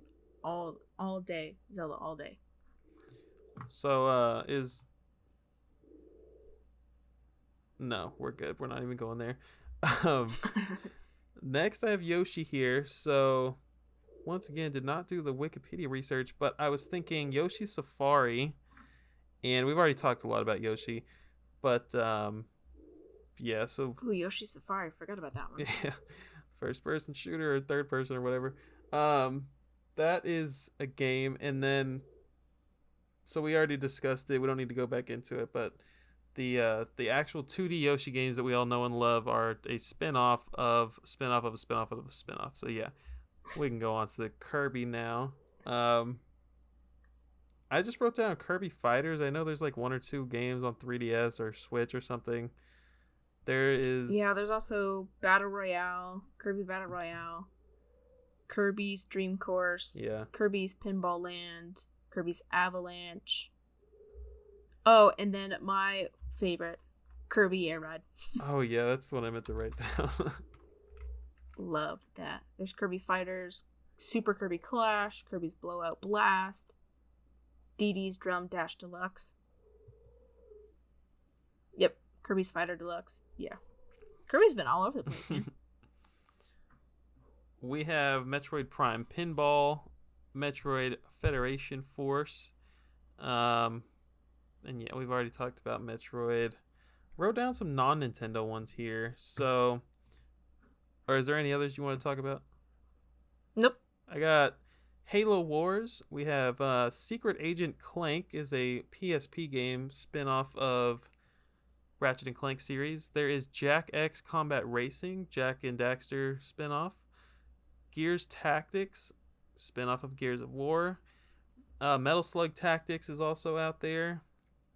I think that's actually either been out or it's just now coming out. But anyways, there's a ton for Sonic I wrote down. There's 3D Blast, Sonic the Fighters, Sonic R, Knuckles Chaotix. Tails has a couple of Game Gear games. There's freaking Sonic Shuffle, which is a Mario Party knockoff, and it is indeed a knockoff. It is not very good. Fight me in the comments. We have All Stars Racing. We have Sonic Riders, Dr. Robotnik's Mean Bean Machine, Spinball, and there's also Pinball Party. That's just 10 that I could think of, but there are probably a bunch more because Sonic's been all over the world. We have Mega Man games. So there's Mega Man Soccer, and then there's Mega Man Battle Network. And those are the two that came to mind that are like non-2D platformer games. Super Puzzle Fighter was a good one I thought of. It's Street Fighter 2, but made into like Tetris style game. Castlevania Judgment. I don't know if you've heard of this one, but it's supposed to be terrible. Nope. It's a Wii game, but it's a 2D. It's like a 3D fighting game. Just I don't know. Nobody knows why Konami did this, but everybody hates it. I've never played it. Castlevania Judgment, and then so like Frogger, I wrote down Frogger games. Anything after the arcade game, there are so many Frogger games, and none of them are like the original. And I'm calling them a friggin' spinoff. They all changed the they all changed the genre. Well, now that I'm thinking about it, some of them are just like Frogger but in a 3-dimensional space. So I will say some of the Frogger games are spin-offs of the original. I trust you. I trust your judgment. Do you know about Typing of the Dead? No. House of the Dead on Dreamcast and in arcades, pretty popular light gun game. The Typing of the Dead is the same exact game, but they replaced your gun with a keyboard and taught you how to type, which is just the coolest thing ever. You kill zombies by typing as fast as you can. Wow. I actually got to play it at the Video Game Museum here in Texas. Was it fun? It was pretty freaking fun. Would you recommend it? I would totally buy that game if it wasn't so expensive. Really? Absolutely. What do you know? Learning is fun. The Sims Pets. I thought that was probably... Well, I don't know, actually. That's still a simulation game. Just taking care of pets instead of humans. That's probably not a spin-off, actually. Alrighty, deleting that. And the last ones I have here are Bomberman spin-offs. So I was looking at my games, and Panic Bomber on the Virtual Boy is actually like just a Tetris type game. Like they probably just got the Bomberman license and tried to sell it better with that because it has nothing to do with Bomberman. And then Bomberman Fantasy Race, which I had no idea existed. It's like it's a racing game that released in North America for the PlayStation. I was so shook. But super cool, super hard to find game because it's published by Atlas. Do you want to kick off the next section here? Lesser known spin-off games. I sure would love to. Yes. Sweet. All right. So a lot of these I had absolutely no idea about. Until I was researching this. Of course, there's a couple articles that tell you all about this stuff, but the first one might interest you. Is the Mana series was originally a handheld side story of Square's flagship Final Fantasy franchise. So the first game in the Mana series is called Final Fantasy Adventure, which is very confusing. Right. Like most Square Enix things. So the Final Fantasy elements were subsequently dropped starting from the second installment, Secret of Mana, in order to become more like its own series. It was grown to include games of various genres within the fictional world of Mana, with recurring stories involving a world tree, its associated holy sword, and a fight against forces that would steal their power. Several character designs, creatures, and musical themes reappear frequently. But it started out as just a side story of Final Fantasy. Did you know that? I did know that because everything you just said. I already knew that, but I did not think to add it to this list. I guess the whole entire Mana series is technically a spin-off of Final Fantasy. Yeah, and then it just kind of developed into its own thing, I guess. Just like, Paper Mario, for example. Yep. Wow. Started off as Mario RPG. So technically, I'm a Final Fantasy fan. Yeah. Did you? Wow. Look at that. Who would have thunk? Okay.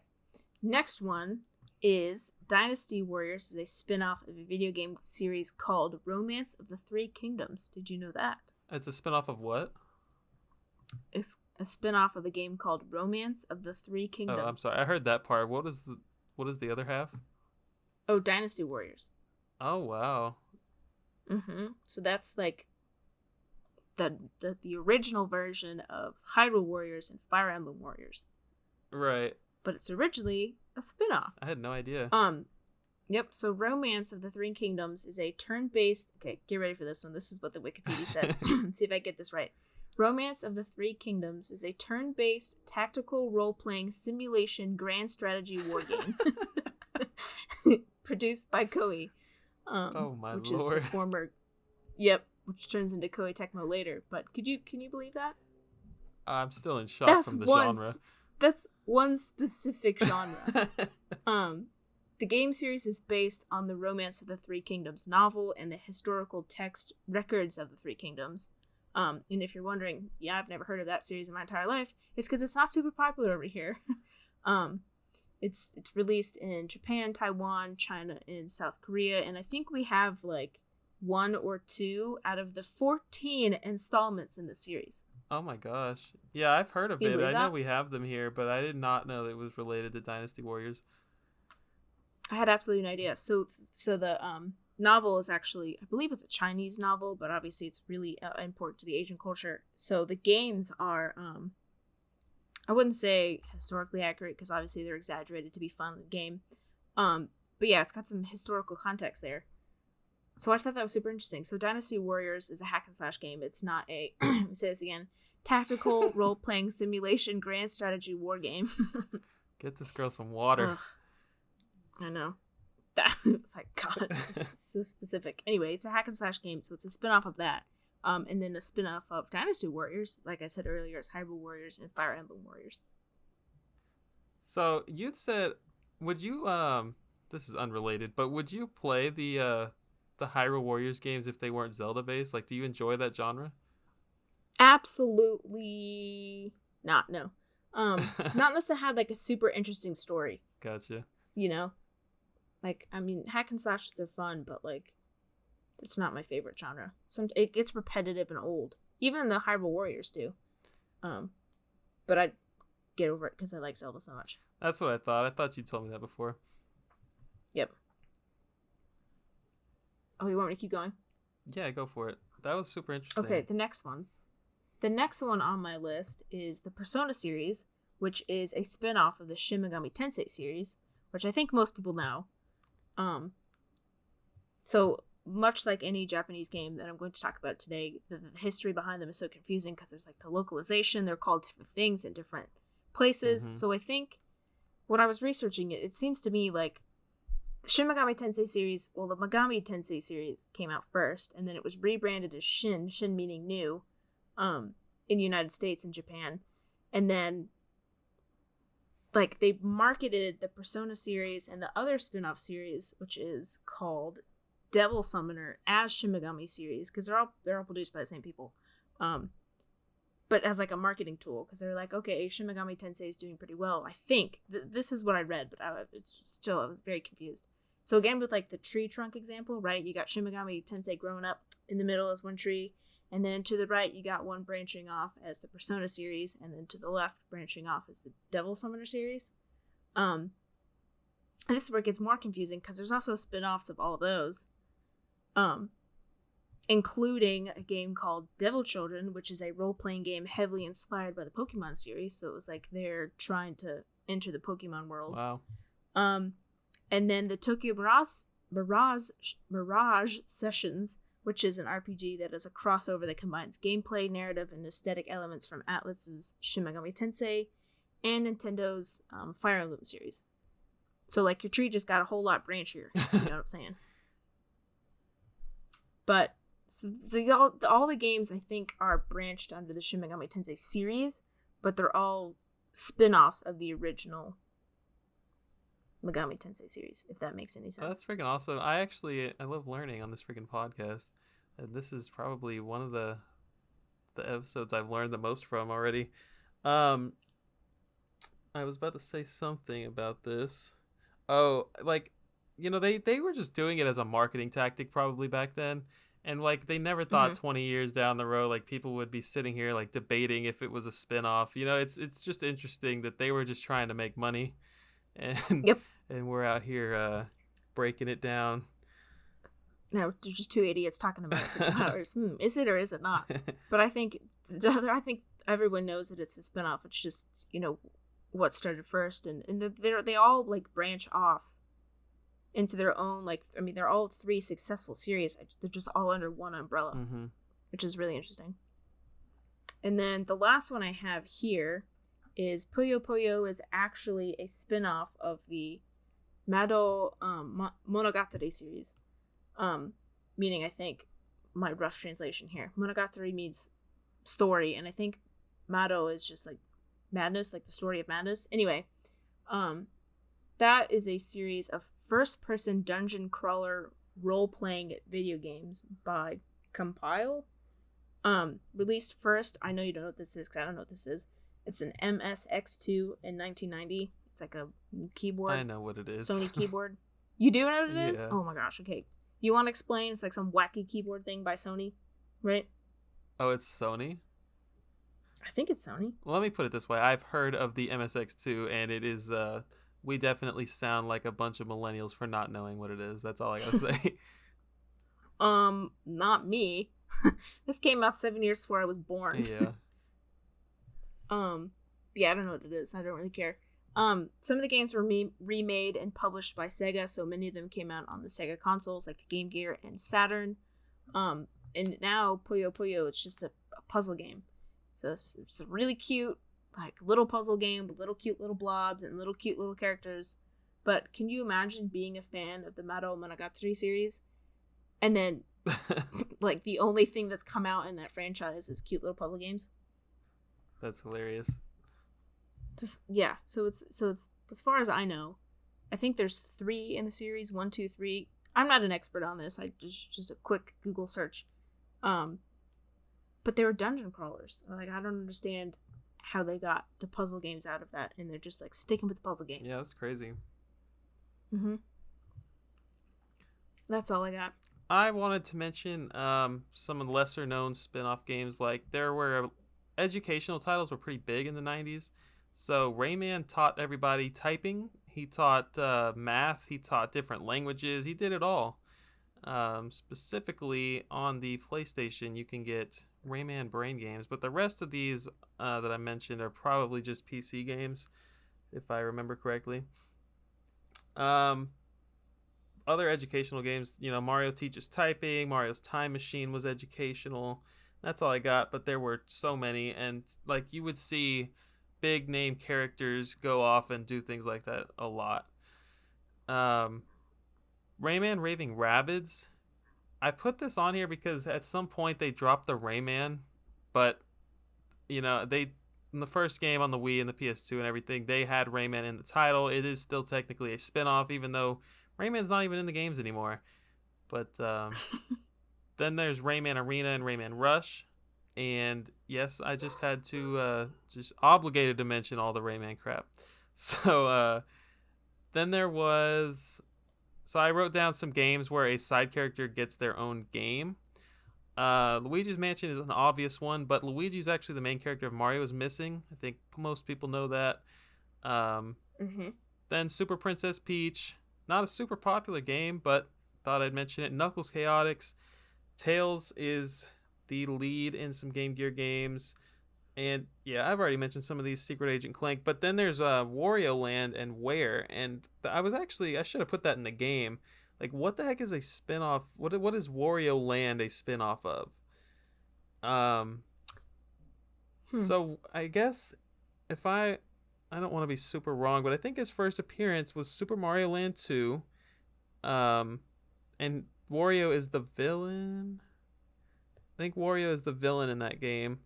And then in Super Mario Land 3, Wario's the main character all of a sudden. And from then on out, they had Wario Land games, which is interesting. So I guess, like, that's super weird for our all intents and purposes here. Like, Super Mario Land 3, Wario Land 1, and then it's just Wario Land 2, 3, 4, and like Shake It and all these different Wario Land games. They just dropped the Super Mario Land like sub name. So I don't know. I'd say spin-off of whatever Wario was in first. Yeah. And then there's also like the Wario Tetris game, Wario's Woods, and I'm not sure which came first, so just gonna leave that out for now. There's also WarioWare, and then a couple more I thought of. Oh, I already said Metal Slug Tactics earlier, but Panzer Dragoon Saga, freaking one of the most expensive games in the world. That game is a spin-off of the Panzer Dragoon series, so they had 1 and 2 on Saturn, and then Saga came. Don't quote me on the order that those released, but Saga is completely different from every other game in the Panzer Dragoon series. It's an RPG, whereas the others are like whatever Star Fox genre is. That's what those are. Didn't know that. And now we're going to talk about some of our personal favorites. So I'll just fire through mine real quick. I wrote down Pokemon Coliseum, Star Fox Adventures, Mario vs. Donkey Kong Miniland Mayhem. That was a pretty good game. We have pretty much any Mario sports title. I love Strikers. I love golf. Kid Dracula, spinoff of the Castlevania series. Metroid Prime and Other M. Mario Kart, everybody loves Mario Kart. Donkey Kong Country, 64. Donkey Konga, pretty good if you haven't played it. Mario Party, I put Yooka-Laylee in the Impossible Lair. That was a really great game. And yeah, what do you have? So besides the ones that we already said, like, Mario 64, all those fun ones, I have Dragon Quest Builders 1 and 2, which I've talked about a lot, but it's like the melding of the Dragon Quest plus like Minecraft. Like, you get to build your own town, you get to go through it instead of like Minecraft where you plop in the middle of nowhere. Like, there's like actual story. Hyrule Warriors, which we already know, we talked about. Pokemon Puzzle League, love that game. Puzzle, it's really got nothing to do with Pokemon. You can put literally any skin on it. But it's a fun puzzle game regardless. Pokemon Go, because you mentioned that earlier, I wrote that down. Sonic Spinball, it's pinball but with Sonic and Knuckles and Tails. That's super fun. Puyo Puyo Tetris, love that game, which I guess would be a spin-off of both Puyo Puyo and Tetris at the same time, right? Double spin-off.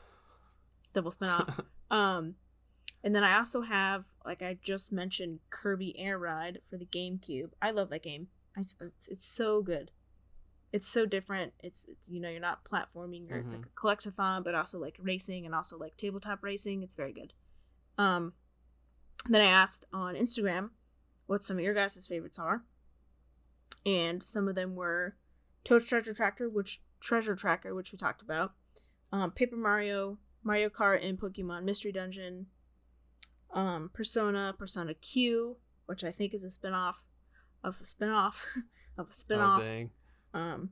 Tetris Attack, Oh yeah. Yep. Persona 5 Strikers, which I believe Persona 5 is its own game, right? It's its own game in the Persona series. And then Strikers, which is a hack and slash version of 5, you know what I'm saying? So it changes the genre. Interesting. So I should have written that one down, but I think we would consider that one a spin-off. It's like the same game, but they changed the genre. I think it's literally exactly the same. Don't quote me on that one, but why would they call it Persona 5? You know? I guess that's fair. And then Pokemon Conquest was the last one. Wii, Paper Mario, Mario Strikers Charged. And yeah, I think that's pretty much it. Lots of Marios, lots of Pokemons. And yeah. You just read those off. You're not going to shout anybody out, huh? I mean, there's a lot of them. Thanks for your responses, guys. You're not getting a shout out because Hannah's lazy, but we appreciate it. Yep. Sorry. I should have, but that's my bad. Maybe next time. But yeah, that was some of your guys' favorites. I have a few of my least favorites. I played Wario World a couple years ago. That game was not good. Definitely a spin-off, no doubt about that. I think it might be a spin-off of a spin-off. Because I feel like it's a spin-off of Wario Land. But anyways, Sonic Shuffle, talked about it. Not a good game. Pac-Man 2, The New Adventure. It's actually not one I've played, but I was actually watching some gameplay. It looks tragic, and it was not well received. And obviously it's not a maze freaking arcade game. It's a 2D platformer. It's weird. Castlevania Judgment, haven't played it, but definitely a fail. And then I had to throw in Animal Crossing Amiibo Festival because that one was a commercial failure. I got it for like $5 with the freaking Amiibo later on in the Wii U's life. Very nice. Star Fox Guard, I put a little time into that. Pretty weak. And Yoshi's Safari, definitely. You can tell by all the sequels that one's had that it was so successful. Wow. See, I don't really have a lot of leasts. You say Animal Crossing, Amiibo, whatever. Yeah. Yeah, that's the only one that I would think would be bad, but I've never played it because Animal Crossing is not my thing. Yeah, and I haven't played it either. I could be throwing it on this list, but I might actually love the game. Yeah, it could be the best game you've ever played in your life. What about ideas for spin-off games? Ideas for spin-off games. Okay, I have a few, but like, it was really hard to be creative with these because, I mean, you could just put any game, like, if I wanted Xenoblade Chronicles, I could make that into a fighting game with all the Xenoblade Chronicles. Yeah. I could also do, like, instead of action RPG, we could have it being tactical. You could do that with anything. So I was trying to be really creative, like, the ideas that I was coming up with. So my first one is a game similar to Mario and Luigi, except this time it's Wario and Waluigi. And instead of playing as the good guys, you play as, like, the villain. You cause chaos and do all sorts of fun things. Oh my gosh, why doesn't that exist already? I don't know. That would be interesting. Or in the same vein, like, what about a team-up game with Peach and Daisy and Rosalina? You're controlling the three characters. Controlling the three characters might be a little bit too much, so maybe have, like, two playing and then you can switch them out at any given time. Like, you can play as Peach and Daisy and have, like, Rosalina on the side. Or you can have plays like Daisy and Rosalina and have Peach on the side, you know what I'm saying? Yeah.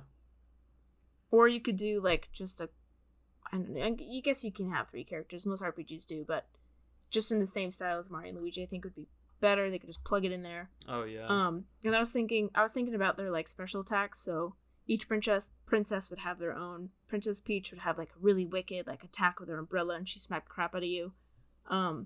Daisy can, like, call Luigi over, because aren't they, like, a thing? And, like, Luigi would be, like, the shield for a turn or something. And, like, have all the enemies blocked, and then Rosalina could call, like, her star friends down, and they could, like, that's pretty cute. Beat up the enemy real quick. I just thought that was cool. I mean, we have Super Princess Peach, which is, like, the only game you can actually play as a princess. So I think it'd be fun to have some equal representation there. Absolutely. And then I always thought it was weird that there's every other Mario sports game except for, like, Mario Football. Oh, which yeah. actually I was doing some research on it, and there actually was supposed to be one, but it was canceled. But I won't talk about that now because I think we'll do an episode on that later. Woo. But I would like to see a Mario football game. I mean, I guess it would only really be popular over here in the States because I don't think anyone else has like normal football, like American football. But anyway, I thought that'd be cool. And then this I thought was coming out for Zelda's 35th anniversary. I don't know why we don't have a Zelda dungeon maker, like a 2D dungeon, like a original Legend of Zelda, or like Link's Awakening, where they have like the cool little dungeon making section. I don't know why we don't have that. I think that would be super easy to do, don't you think? Yeah, I think so. And I feel like they were testing the waters with it in Link's Awakening, so I think a lot of people thought it was coming. Yeah, I don't know why that doesn't already exist. Maybe it was delayed because of, the situation that happened last year, but I would love to see that. I mean, people get real creative. I've seen them get super creative with Super Mario Maker, so I'd love to see what they could do with actual, like, dungeons. I mean, dungeons is a little more harder than actual levels, I think. Yeah, and it's not like Mario Maker is not successful. It's very successful. It's got 2 in the series, and Zelda's got none. The next thing, I obviously said that I've played Skyward Sword. I just finished it, so it's like fresh on my mind. And I think I mentioned this last time when I was talking about like what I would like to see for the next Hyrule Warriors, but I'm going to mention it again because I thought it was such a good idea. I would love to see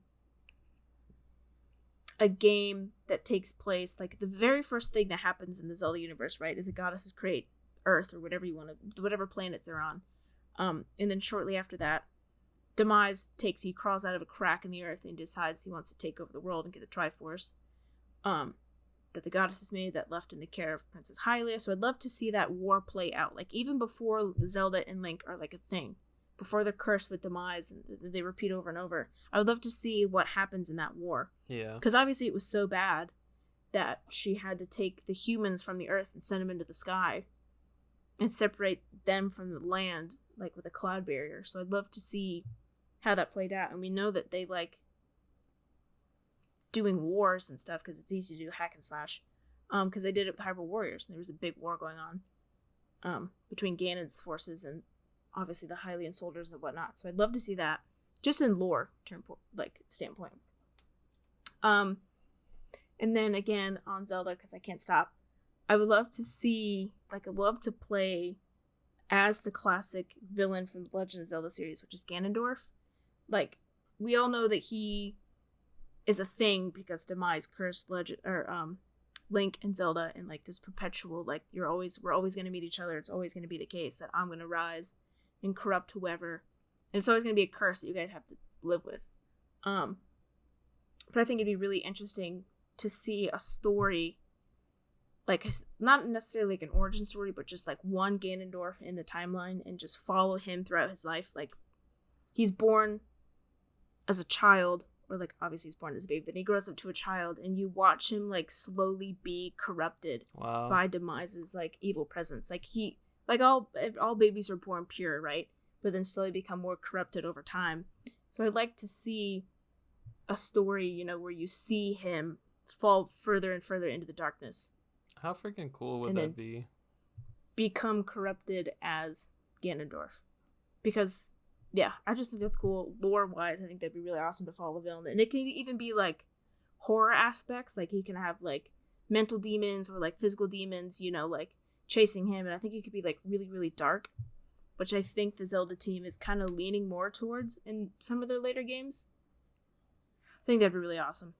And the last thing I have is expand the lore of Splatoon a little bit, because like obviously it's a first person, or it's a third person shooter, and there's not a super whole lot of lore besides like the DLC. But I'd like to see like the first inkling that crawled out of the ocean, like how they, well, not like the first one, but like the first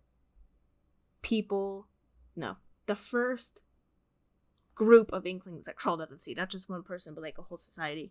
And how they like form society, and how they got so smart to the point where they can make like their own weapons, and like who the enemy is. Maybe it can be like a giant king salmon or something, from Salmon Run. But just and how they created their society and why there's not humans. You know what I'm saying? Yeah, I mean, we started off with 2 games that have had some really short stories, and I think that there's probably a lot of people craving that lore. I think that we'll probably get some more deeper stories in the future, but that's a cool idea. I think that'd be really awesome. But yeah, that's all I got. I only wrote down a few, and I feel like I should have gone first because they are nowhere near as deep and in depth as what you did. All right, so I think I just would love more Star Fox, and I think it would be like if we had more Star Fox, then we would have these deeper. We would know more about the universe, and something that's reoccurring in the games is like James McCloud, Fox's dad, and he's referenced all the time. And some kind of prequel, like where we have a background of either Fox growing up or James and his crew. That would be awesome because Peppy the hare is also, he's like old, and he was with James McCloud back when he had his crew and everything, and I think that would be cool. Also, like, I put Falco having his own mainline game as a spin-off. I think it would be cool to see his background. He's definitely like the next most popular character in the crew, and I think he's made the cut for Smash Brothers, so I think that's pretty clear. But we don't need different genres per se. I'd be fine just like learning more about these characters, but with just a different main character, or just like a prequel of some sort. That would be fun. And I was just thinking like Fire Emblem would make a really cool 2D fighter. I feel like a Street Fighter style, and not a Smash Brothers style, because half of Fire Emblem's already in there. But I think it'd be cool for them if they had their own 2D fighter. But yeah, that's all I got is those three. And I wouldn't even buy the Fire Emblem one, but I do think it would be cool if it existed. Well, that's wow. What a vote of confidence. I did ask Instagram followers again. This time I will read it out because they're a little more intimate. If they had any ideas, and I didn't get a lot of answers because I guess I don't know. It was a lot to write out. Anyway, I did get some good ones. So from Pog Game _collector said, Metroid Prime Federation Force, but survival horror like Resident Evil. That would be fun. Retro _EV _gaming says Paper Luigi's Mansion, which I think would be super cool. Oh wow. I have not played Luigi's Mansion yet, even though you lent it to me. Thank you very much. But it's like action adventure, right? Yeah. You just suck up ghosts and explore. Yep. So I think this would be a really good idea. Actually give Luigi his own Paper Mario game, because as far as I know, he's in all of the Paper Marios, just doesn't have like a big role. Yeah, that would be super cool actually. Him doing his own thing would be fun. We have Wing King SMKE. I don't know if it's Wing King Smoke or whatever it is. Mega Man Tournament Fighter. That'd be interesting. What is Tournament Fighter? Like Street Fighter? Just like a fighter game, I think. But that would be cool having all of the Mega Man characters. Because aren't there quite a few? There's so many bosses. Yeah, that would be a pretty cool idea. Just to have a massive roster like that. And it's already Capcom, so they know how to make them. Yep. And then last we have Big Mike Lewis 1 says Mario Kart. Or no, not Mario Kart. Nintendo Kart. An all Nintendo racing game. Link, Mario, Icarus, Excitebike, Robbie, etc. So now, I've had this idea. A lot of people have had this idea that the next Mario Kart is going to be Nintendo Kart. Would that be a spinoff? Obviously, it'd be a spinoff of Mario, right? Which is a spinoff of Donkey Kong, which is... But would it be like a Super Smash Bros. Situation? Would it be a spinoff of all those games? Or would you say it's a spinoff of Mario Kart? Oh my gosh, Hannah, you're about to piss me off. Oh boy, I'm thinking spinoff of everything. Yeah, I think I'd have to say that as well. Same as Smash. If it's not like Mario Kart, it's just called Nintendo Kart, I think it's the same vein as Super Smash Bros. Just had to hit you up with that one. Just the one last gut punch. But those are some good answers, though. Yeah, I didn't say anything about the Metroid Federation Force one, but that is a cool idea as well. The survival horror. Yep. Metroid already has the freaking environment, the dark world for it, for something to be survival based. So that was a good idea. That's a good idea. We're already getting the Dread part in Metroid Dread, so I can definitely see that. That's horrifying to me. I don't know if it's horrifying to you, but I definitely see that happening. So, last thing we want to talk about here, why in the heck are spin-offs so important? Hannah, take it away. Well, I have a few bullet points here. I don't really have a lot to back it up, but they expand a universe, like we said. If you look at the example of Legend of Zelda, Hyrule Warriors or Age of Calamity kind of expands that story that happens before the events of the game. And I don't want to spoil it, so cover your ears if you haven't played it yet, but it changes the timeline a little bit, actually, because there's time travel and something's changed. You actually avoid the calamity that happens in Breath of the Wild, which I think is really cool. And I don't think that necessarily would have happened if it wasn't that genre, because I think that story fit the genre so well. So it expands the universe. 2, they bring the game and the characters to new people who like different genres. Like, I know, like I said, I'm not the super biggest fan of like hack and slash games, but if I was a fan of hack and slash game and not like adventure games and playing like Age of Calamity, I'd have been like blown away. Like, oh my god, this is what Zelda is. This is awesome. That's a good point. 3, they lead to new ideas. Like we can, like Pokemon, there's Pokemon RPGs, there's Pokemon like action adventure games now, Pokemon puzzles. I think it can branch off into new things. Like, I think the Pokemon fighter games are maybe not as popular, but just as, like, you know what I'm saying? Not as popular as the regular Pokemon games, but just as substantial, just as, like, you know what I'm saying? Yeah. They're like their own thing. 4, they give developers more creative freedoms or the chance to make something new. Like I said, new ideas. People can expand what they want to do more, so the series doesn't seem so, like the same, like, over and over and over again. 5, spin-offs could be a way for companies to make a little more money for the next big entry in the mainline series. Like, you just want to pop out like a puzzle game or something small, yeah, to get some more funds for the next mainline game. Not so important for the big publishers, but definitely a big thing for indie developers. Yep. And development cycles could be shorter. It gives audience more things to play while they wait for the next game. In the same vein, you could also, like, I know big publishers also push off, or developers and publishers, they give their IPs to different studios to work on while they work on the mainline ones. So they're like, hey, you want to work on this like tiny, low budget one while we work on this big one. Yeah. And that's it. That's all I got. Well, you pretty much took all mine, but I did want to say that they can certainly fill in the gap when you're waiting for the next big mainline title, which is one of the last things you said there. But, I mean, you think about freaking Kingdom Hearts. Those poor fans dealt with so much for, like, 2 decades, and it was, like, the first game launched in, like, 2004, I think. And then you had 2 years later, you had a GBA game. 2 years after that, you had the second mainline game.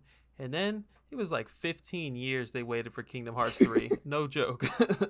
And, there were spin-offs galore. There were compilations galore. And just things like that will help you wait for the next big mainline title. They can keep the series alive. You know, people might have forgotten about...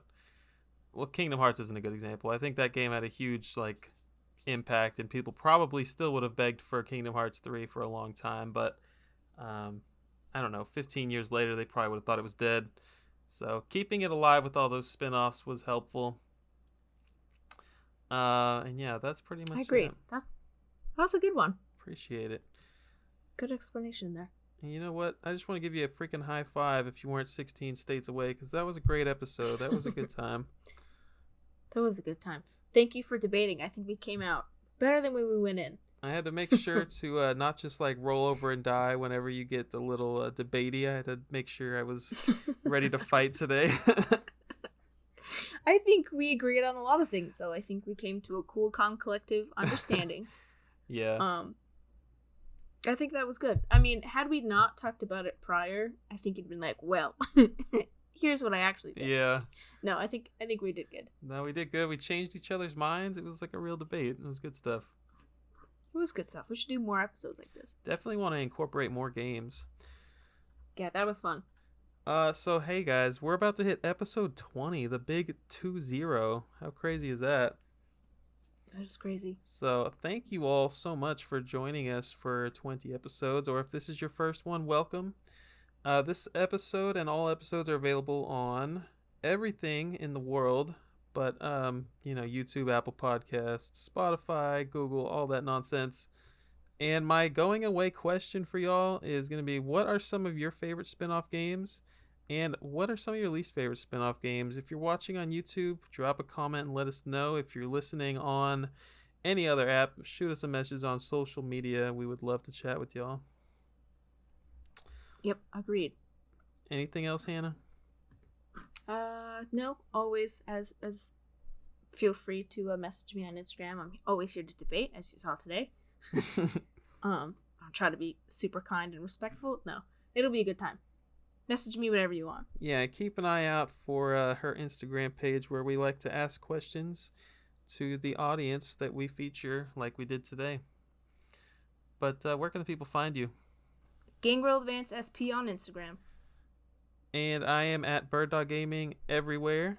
Thank you guys so much. We'll see you in the next episode. See ya.